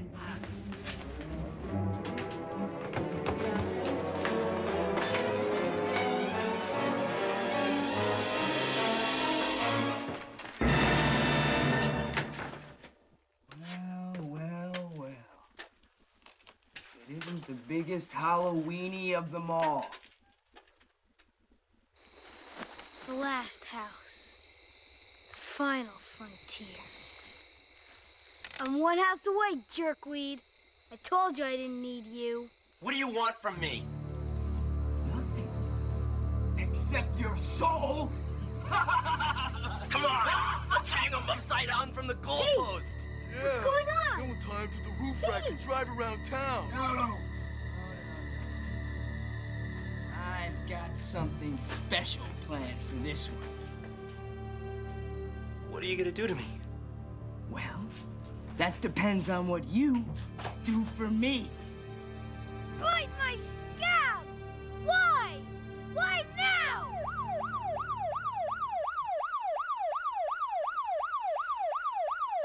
Yesterday, we saw you, Ridley. You smashed a pumpkin. Oh, it was beautiful. And now, Now here you are in this pathetic excuse of a haunted house, hating Halloween even more. Just like you. Exactly. Wrigley, we can destroy Halloween together, smash the pumpkin, and together we'll toast the death of Halloween! And if I don't? 2 words. Ned Richmond. Do it. You know you want to. You felt it yesterday, and you feel it now. I could feel it. At that moment, I had more power in my hands than I've ever had in my life. The power to crush the spirit of Halloween forever. But would I? Could I? Do it. No one's looking. Sorry to hear that.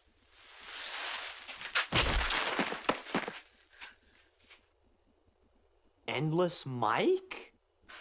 What'd you expect, Carrot Head? Mr. Tasty? Fry this weenie!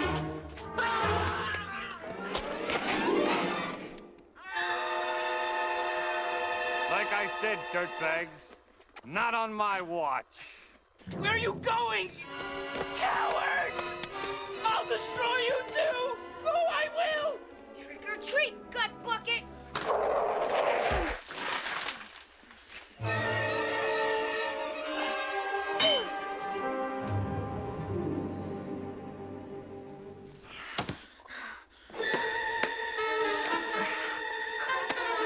You know, Flamehead, in space, no one can hear you scream.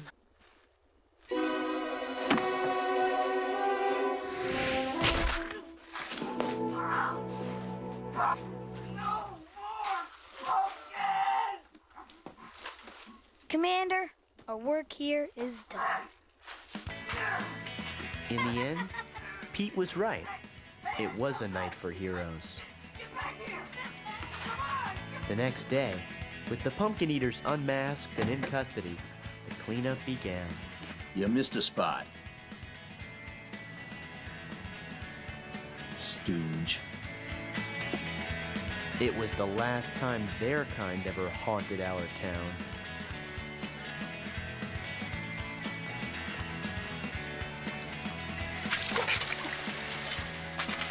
As for Pete, he didn't break the record, but that was okay. Maybe next year. Because he achieved greatness in another way that night. So did I.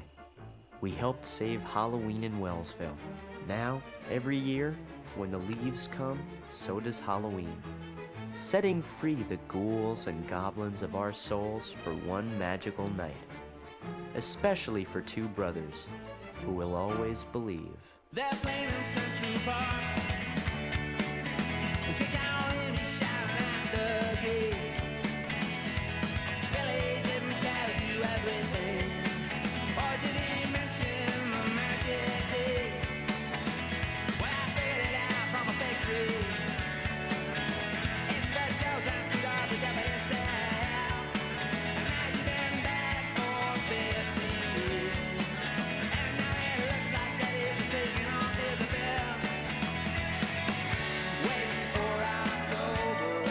I cross my fingers, cross my heart, and hope to die. Waiting for October.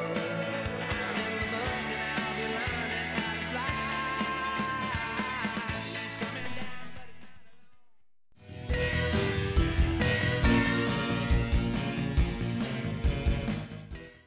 Hello and welcome to Second Rate Film School. I'm Andrew Wass, and today we have a very special guest star, returning friend of the show, and our most repeated guest star, Peter Lauer, back for his 3rd visit. Welcome back. 3 Peter for Pete and Pete. Yes, technically the 4th episode of Peter, but that oral history of Crybaby Lane we did is really just one mega interview that I just had to split up into 2 parts. So 3rd Zoom call with him, but 4th episode. So slight asterisk, but still been featured more than anyone else. The reason, though, Peter is on today is he recently found the storyboards he drew nearly 30 years ago for the Adventures of Pete and Pete episode Halloweenie. These things are super cool, and they've actually been unseen since 1994, so this is a really major find for Pete and Pete fans.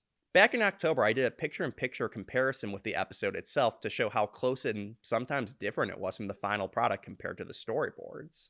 So if you haven't seen that yet, the link is in the description, and I highly encourage you to go check it out because it is really just amazing to see the craft Peter put into these storyboards and how instrumental they were in making the show. I also highly recommend you check out the commentary track that we did for the episode last year, featuring series creator Will McRobb and Chris Viscardi, who also wrote the episode, and director of photography John Inwood, where we kind of go into the overall plot and the legacy of the episode itself all these years on. Now, what we're here to discuss today is Peter's direction style, the crafting of the storyboards, and the evolution from storyboard to the final product. So, Peter, to begin with, how important are storyboards for you as a director? Well, today I storyboard certain sequences that demand it, if there's visual effects or stunts or a lot of action. And I love drawing storyboards, so it's a pleasure for me. But when I was doing Pete and Pete, which is the very beginning of my career, I was obsessive about it. It was kind of crazy, and I drew everything. They're like comic books, and it wasn't that I didn't just draw the shots I was going to shoot. I would draw the edit, so I would literally draw and have the dialogue appropriate for exactly how I intended it to cut together at the end of and I would even time them. I would time the shots and the dialogue, which I think it was a bad habit I got from doing commercials prior to Pete and Pete. So anyways, I kind of overdid it back in those days. Plus, I had reams of notes. Before I ever drew anything, I had, if the script was 30 pages long, I probably had 45 pages of notes, and then I would draw it. Peter's not exaggerating here. The storyboards were over 67 pages long. He didn't leave anything out. As you saw in the episode comparison, he didn't just do a basic setup of, let's say, little Pete and Nona on the porch, and then a note saying repeat shot 32A for all the other times the setup would be used. No, he would do a brand new drawing every single time to just depict the little differences of the characters' expressions, the props being handled, etc. What's even more impressive is how detailed these storyboards are. He could have very easily just done little stick figures or just basic drawings to get the idea across, but there's an impressive amount of detail in these, like the kids' freckles, splatter of the eggs, and even writing on props and signs was featured when a squiggly line would have sufficed. Despite the fact that this was never actually meant to be seen by the public, Nickelodeon could have used this as promo material, featured in Nickelodeon magazine, or even made a comic book.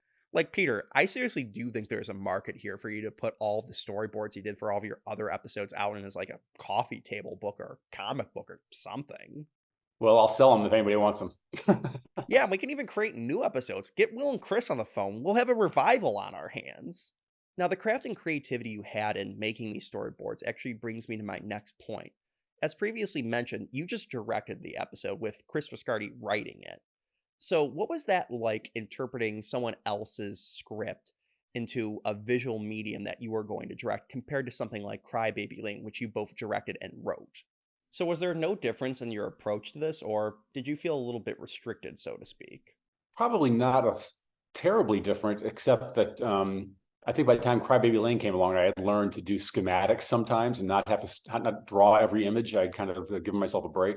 I suppose you could argue this, the Pete and Pete process, when someone else writes the script, in that case, that was Chris Viscardi wrote that primarily, arguably a more creative process for me to storyboard somebody else's writing and to storyboard my own, because I've got my own images while I'm writing it.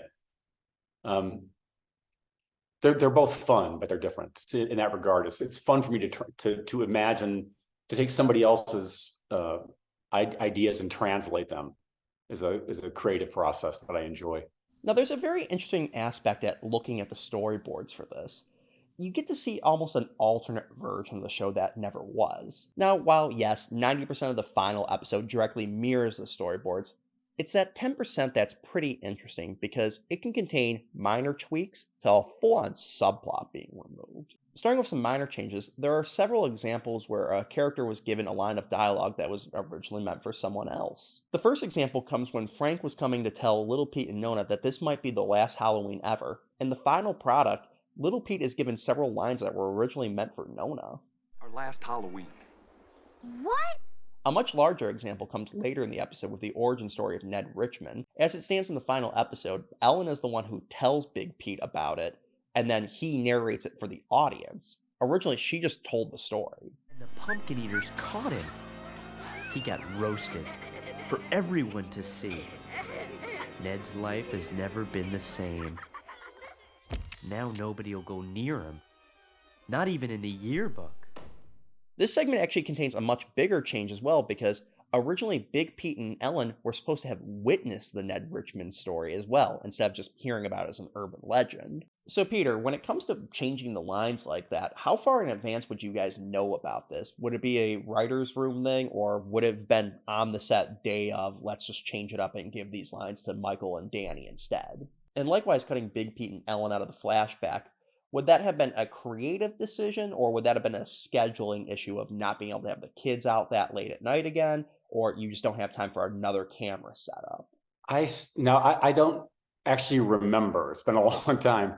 And unfortunately, I found my original book for this particular episode, which had all my notes. It had the script, it had all the storyboards and other production information. As you can see, I just moved, we just moved to a new place. And in the move, wherever I put that book, I can't find it. I have everything else, but I don't have that one. I don't have this one episode, unfortunately. So I don't really remember exactly. It would be good for me to just read the original script and review it. But I know that I imagine that most of those changes were made ahead of time, at least a little bit ahead of time, because when we were filming all these Pete episodes, as you can see, they were storyboarded very specifically. There may have been some changes that were made after between storyboarding and actually beginning production, actually shooting it, that might be indicated in the storyboards. But generally, once we got to set, we shot what was boarded. Even in those days, because we didn't know what we were doing. in those days, we were so. It was like a challenge. Like we've got way too many shots. We've got 300 shots to get in 5 days with kids, and it was like a challenge to get the shots, even at the expense of doing more takes when we probably should have. So I'd be like, take 2, great, moving on. It was like Ed Wood, So I suspect that that not too many changes were made once we started shooting. Now, Peter actually brings up a pretty interesting point here about the number of shots being daunting and having to eliminate several setups just for time and giving the lines to already existing setups. A great example of that comes when Frank was talking to Little Pete, known as previously mentioned. The final episode just features a reverse shot of Frank on the walkway and the kids on the porch. Initially, though, there was a third setup perpendicular to the walkway showing all 3 characters at once, which was obviously cut. That was probably done to save time. That was probably done on the day, I'm guessing. Now to move on to some more major changes, one of which is actually featured in the scene. In the final episode, Frank travels on an electric bike that kind of reminds me of the bike Macaulay Culkin rode on in The Page Master. Originally, though, he was depicted to be in a souped-up golf cart. Now, the interesting thing you can actually see on the storyboard is that Peter went in later with a different pen and drew the bike over the golf cart. So obviously this is a much bigger difference than just changing up who says a line or eliminating a camera step, which could have been done on the fly. This obviously had to have been done well in advance of the production date. So, Peter, do you recall, was this a budgetary concern where Nickelodeon's like, hey, we're not going to give you the money for a souped-up golf cart for literally one shot? Or was this Chris deciding to change it in the script because it would be more comedic to see him on this dinky bike instead? I don't remember, but what you just proposed sounds very plausible. Prop department probably was like, we can do a better job with a bike than the golf cart. We can save money there and put it somewhere else. That sounds reasonable to me. Now, personally, either explanation works, but I do think the visual of him getting off a dinky little bike with a light on his helmet is much funnier than getting out of a souped-up golf cart, because you really do see security guards in these things. I don't know, maybe it was less common in 1994, but this is just a much funnier visual to me, at least. Note from the future, right after we record this, Peter found a bunch more of the paperwork he has from this episode, so we actually have a little bit more information to work with now. His director notes, which are dated from August 29th, 1994, still details it as being a three-wheeled vehicle. However, the shooting script, which is dated September 12th, 1994, now lists it as a moped. So whatever the reason was, this was actually changed pretty late into production, given the fact the episode aired on October 9th. Now, moving to the biggest changes, there were several monologues and a whole subplot removed. Starting off in the cold open, Big Pete has a longer monologue that goes into a bit more detail about his dislike for the holiday. Now, while not completely necessary to be featured, it does add a little bit more context and does touch on the element of him growing up and being too old for Halloween, which we do see in the episode. We also get a dirty joke of him watching a 50s B movie titled It Came From Your Anus, which you can see Peter crossed out with a different title, as that clearly wouldn't have been allowed. Additionally, the moral of the episode is actually slightly different in the storyboard versus what we got in the final episode proper.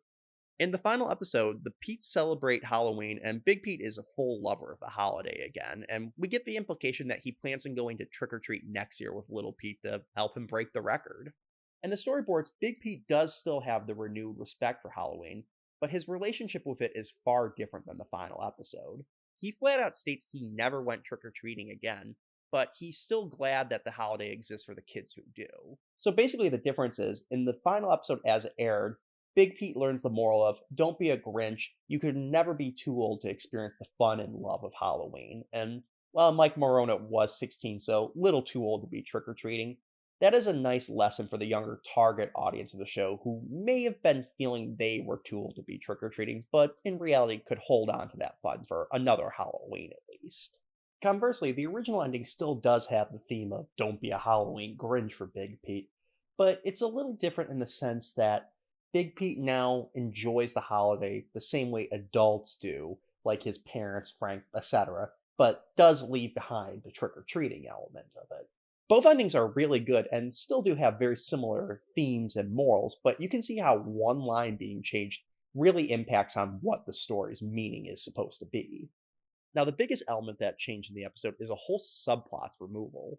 The subplot would have been the dad and Frank having a feud over dad's Halloween decorations being out of regulation, which Frank has to keep fining him for.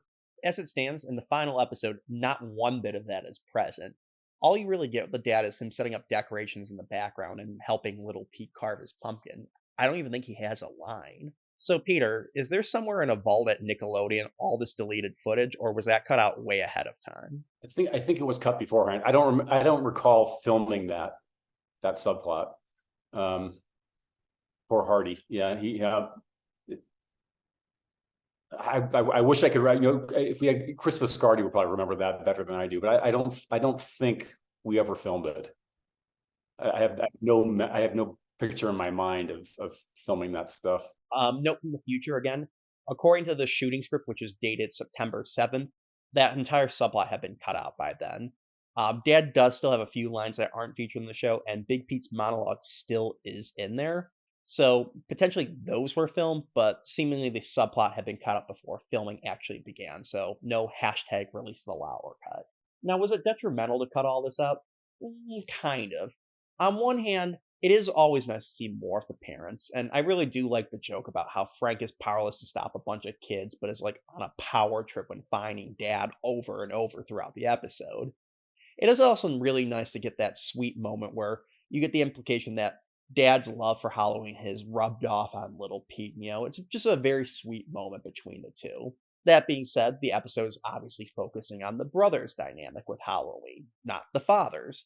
And also with Big Pete struggling so much about is he too old for Halloween, to have an adult loving Halloween just as much as little Pete kind of muddies the water a little bit. I suppose if we kept the original theme of learning to be able to love Halloween but still put some elements to the side as you grow up would work, but in the final episode having Big Pete have to embrace his inner child, it kind of, overshadows it.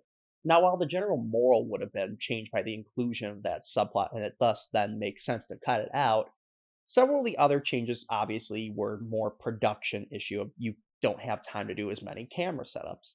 One change that doesn't fall into either of these categories is Big Pete's monologue. We see that camera setup is used extensively throughout the episode, and it fits the theme of the show in general. So, Peter, do you know why there would be this decision to cut this one line out? He was sometimes with Michael Morona, who played Big Pete.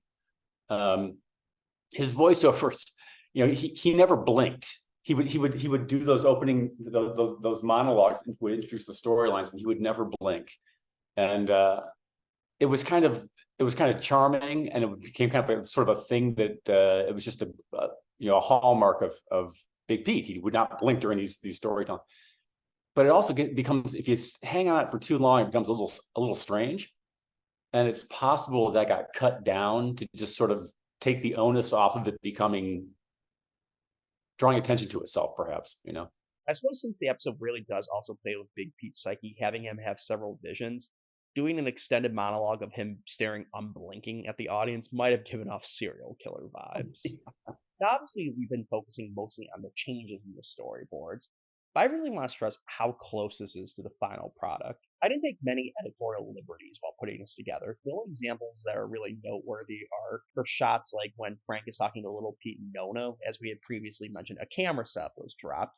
So I did just reuse a previous existing close-up of Frank because that was what the shot was. The biggest thing I changed was when Ellen shows up to Big Pete as a vision telling him to smash the pumpkin. Originally, the visions of her appeared reversed from how they were in the final episode, so I just mirrored the image in Photoshop for consistency's sake. Now, I bring this up not to pat myself on the back about how great my editing skills are, though they are pretty impressive. No, I bring this up because I really just like to highlight how efficient the crew was in using these things to make the final episode. The changes I've described have only accounted for like a minute or two worth of footage, so it is very impressive how just, free flowing and natural the show feels, but to find out how meticulously planned it was. Yeah, and it was I didn't know any better back then too. I didn't know to give myself options, because I'm sure there are instances in this episode and as everywhere else where, because in those days you had to shoot a show to time. There were commercials took up a certain amount of time, and you had probably it was 21 and a half or 22 minutes for the actual half-hour episode, and it had to hit exactly. So sooner or later, you're probably gonna have a little too much material. It's gonna get edited down. And when you're trying to if you put the full piece together and it winds up being just 28 or 29 minutes, and you've got to lose 6-7 minutes, whatever, from it. Those can be really hard choices to make. What do you cut out? When you shoot something and you've given yourself options in the way you photograph it, it makes it easier to make those cuts and successfully. I didn't know that yet. So I was shooting for exactly an edit that was in my head. It's very true to what you see on the screen, because we didn't shoot anything that wasn't planned. Now, Peter actually brings up an interesting point about them not shooting something that wasn't extensively planned. Even when things were changed later in production, you can still see some pretty extensively drawn out storyboards. Originally, the Pumpkin Eater attack on Mischief Night was done in a much different style and lacked a lot of the elements that we'd see in the final product. However, we do see in the storyboards an insert sheet that looks like it was done at a different time in a different pen that's not in the same page or shot numbering system as the rest of the storyboards. You can also see, while still pretty complex, they are much more simplistic and smaller than all of the other storyboards throughout the rest of the episode. So basically what we got was a hybrid between Peter's original more detailed storyboards and the quick nitty-gritty ones he did at a later time. You can really see the dynamic nature of the episode forming in these storyboards and really get a feel for the high-paced energy the edits imply. This half page counts for like 10 seconds of the show. Again, the storyboards are like 67 pages long for a 22-minute episode. They are so detailed, it is incredible. And that's where I should share my gripe I have about how detailed these are, that this was a nightmare to edit. I'd be working for like 4 hours doing 50 to 60 panels and then realize, oh, I've only done like a minute of the show. This was not worth it at all. I completely regret starting this project. Damn you, Peter, for finding these. Sorry about that. I kid. But seriously, when you look at how great these storyboards are and how carefully crafted they are, and how that informed John's great camera work, and how they work in great concert with Chris's writing and all the kids acting, you can see why not just this episode, but the entire series is so highly regarded all these decades later. You guys could have easily slacked off because this was a kid show, and we probably still would have loved it, but all this work and craft that you guys put into the show is really the reason we still love it 30 plus years later. Well, we never thought of it as a kids show. It was just and Pete and Pete certainly works on two levels. Of course, it appeals to kids. It's a child mind that with which it was created and written, but it's also nostalgic, and so it's us as adults reflecting back on our childhoods, which are very much alive. I mean, your childhood is always alive in you, and everyone on Pete and Pete, we were so ambitious, and we loved it. We loved doing it. I mean, every episode of Pete and Pete is a passion project for everyone involved. Which made it really special to work on, and they weren't episodes. Each one was like a mini movie, and different. Like this for me. There was another one called Tool and Die that I did that had this other aspect to it, this kind of torture chamber aspect to it. And there was another one called The Ringing Phone, which was kind of a spaghetti western, and I'll get it.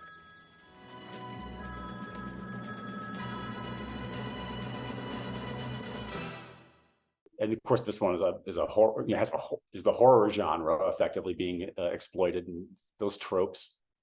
So yeah, every Pete and Pete was its own universe, and everybody gave their all. Exactly. Now, when I go back and rewatch the shows I grew up on, I'd say the vast majority hold up just as well as I remember. There are very few examples where I look at a show and be like, oh my god, why was I watching this? Why did I like that? But even rarer are shows that I look at and I'm like, oh my god, this is even better than I remember. And Adventures of Pete and Pete is one of them. As a kid, I loved the show because it felt so realistic and so true to life. As an adult, I love the heightened sense of reality surrounding the story and how it perfectly encapsulates how kids view the world. Of course, the bullies are so bad, the police are afraid of them. In reality, the cops would only put a mild amount of effort into catching the kids. But to a kid watching that, it's complete anarchy. The police are helpless. It foreshadows cartels. Exactly. So as we wrap up, I just really want to thank Peter for coming on again today and sharing these storyboards with us. Again, any of the ones that you did for all of your episodes would have been great to see, and it would have been a nice little peek behind the curtain into Pete and Pete. But I think it's especially appropriate to do this fan favorite episode of Halloweenie. Seeing the craft that went into creating these and knowing the amount of effort you guys put into making the episode itself is just truly amazing, and you can see why it's such a fan favorite episode all these years later. Oh, did you know there was the guy he was an artist in Seattle who did he took the show and he did a thing called 30 Days of Halloweenie.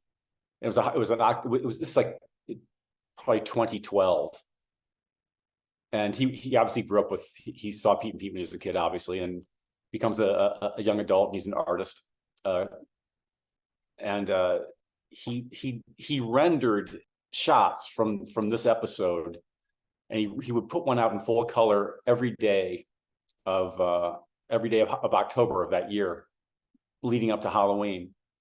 And some of them got made into t-shirts and posters. You can buy them online. I never got a royalty from them. I never even got a free t-shirt. I'll give you any royalties this one makes. But I've lost the guy's name, and I was really impressed. I was really proud that this guy did this, and I'm not I have no qualms with him doing it, but I'd like to find him. If he sees this, I'd like to get a hold of him and I don't know what, talk to him about it. Yeah, Guy, if you're watching this, comment below and I'll connect you and Peter for a finder's fee, of course. There you go. But yes, those images really are cool. I actually used them for the thumbnail of the video last year, so you can really see how cool they are.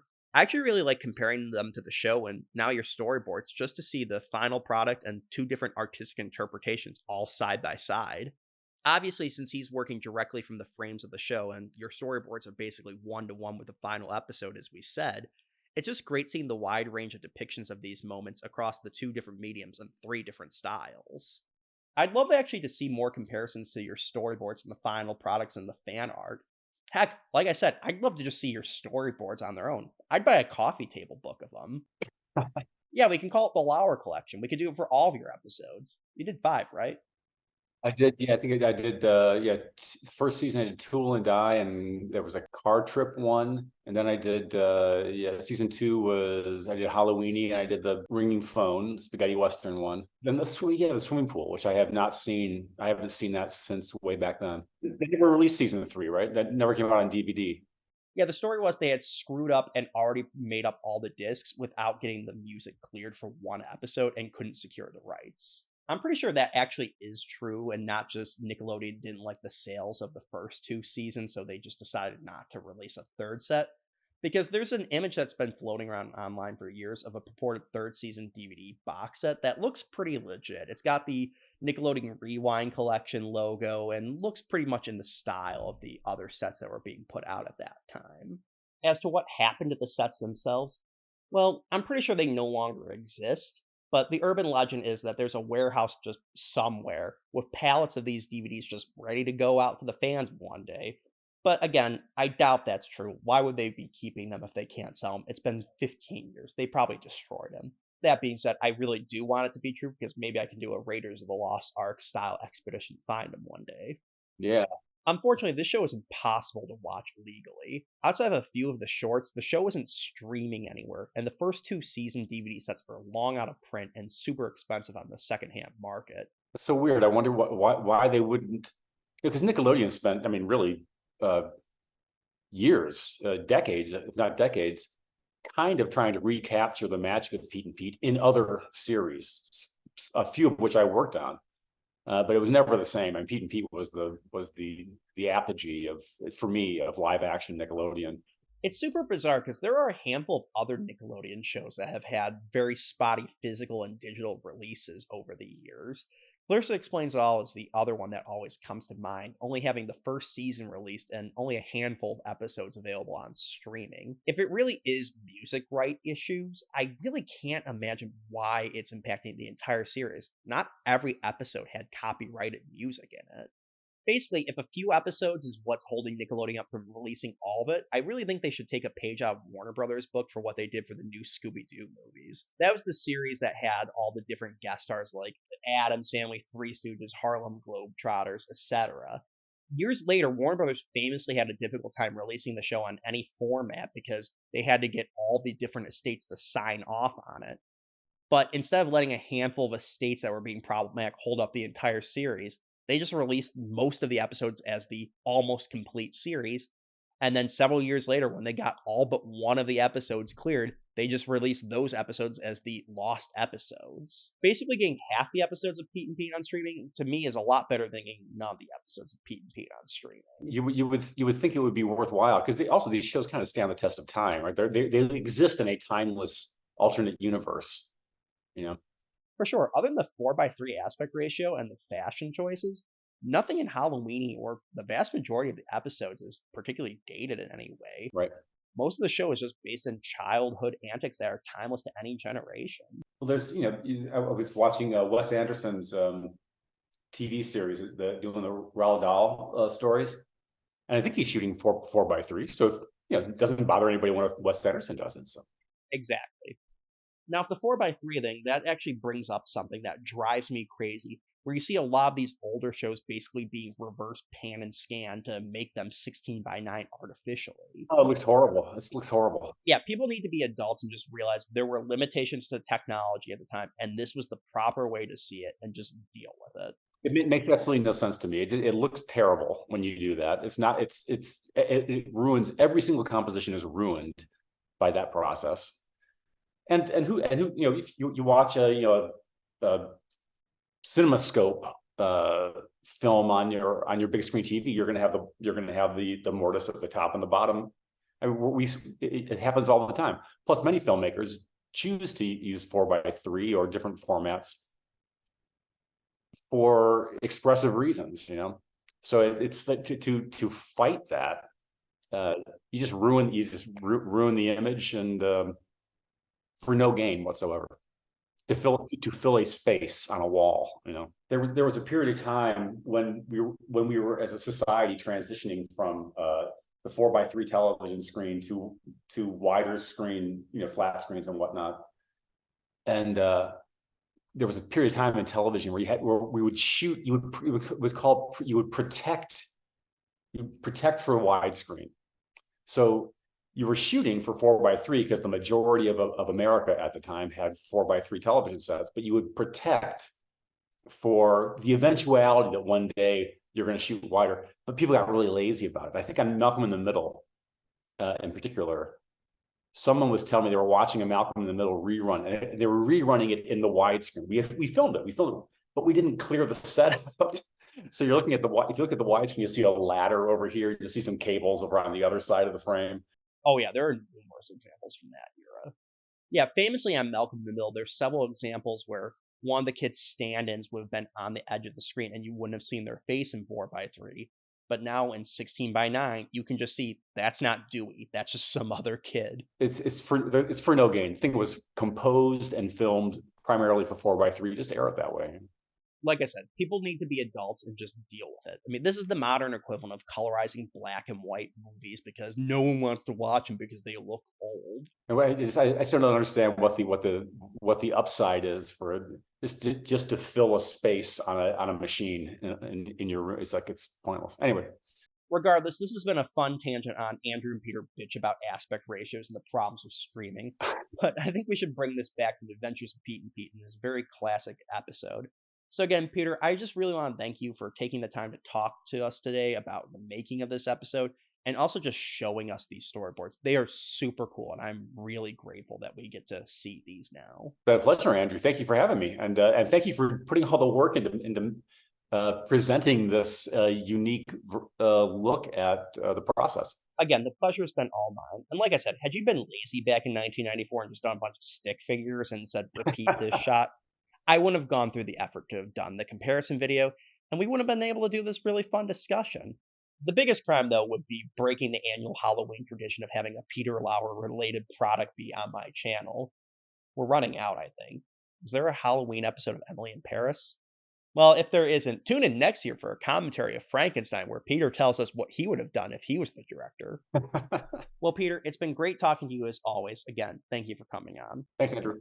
Now, for you at home, if you want to get a closer look at the storyboards or any of the documents that were featured in this video, in the description, there's a link to a Google Drive that feature all these documents that Peter has graciously shared with us. So make sure you check them out. They're super cool to check out.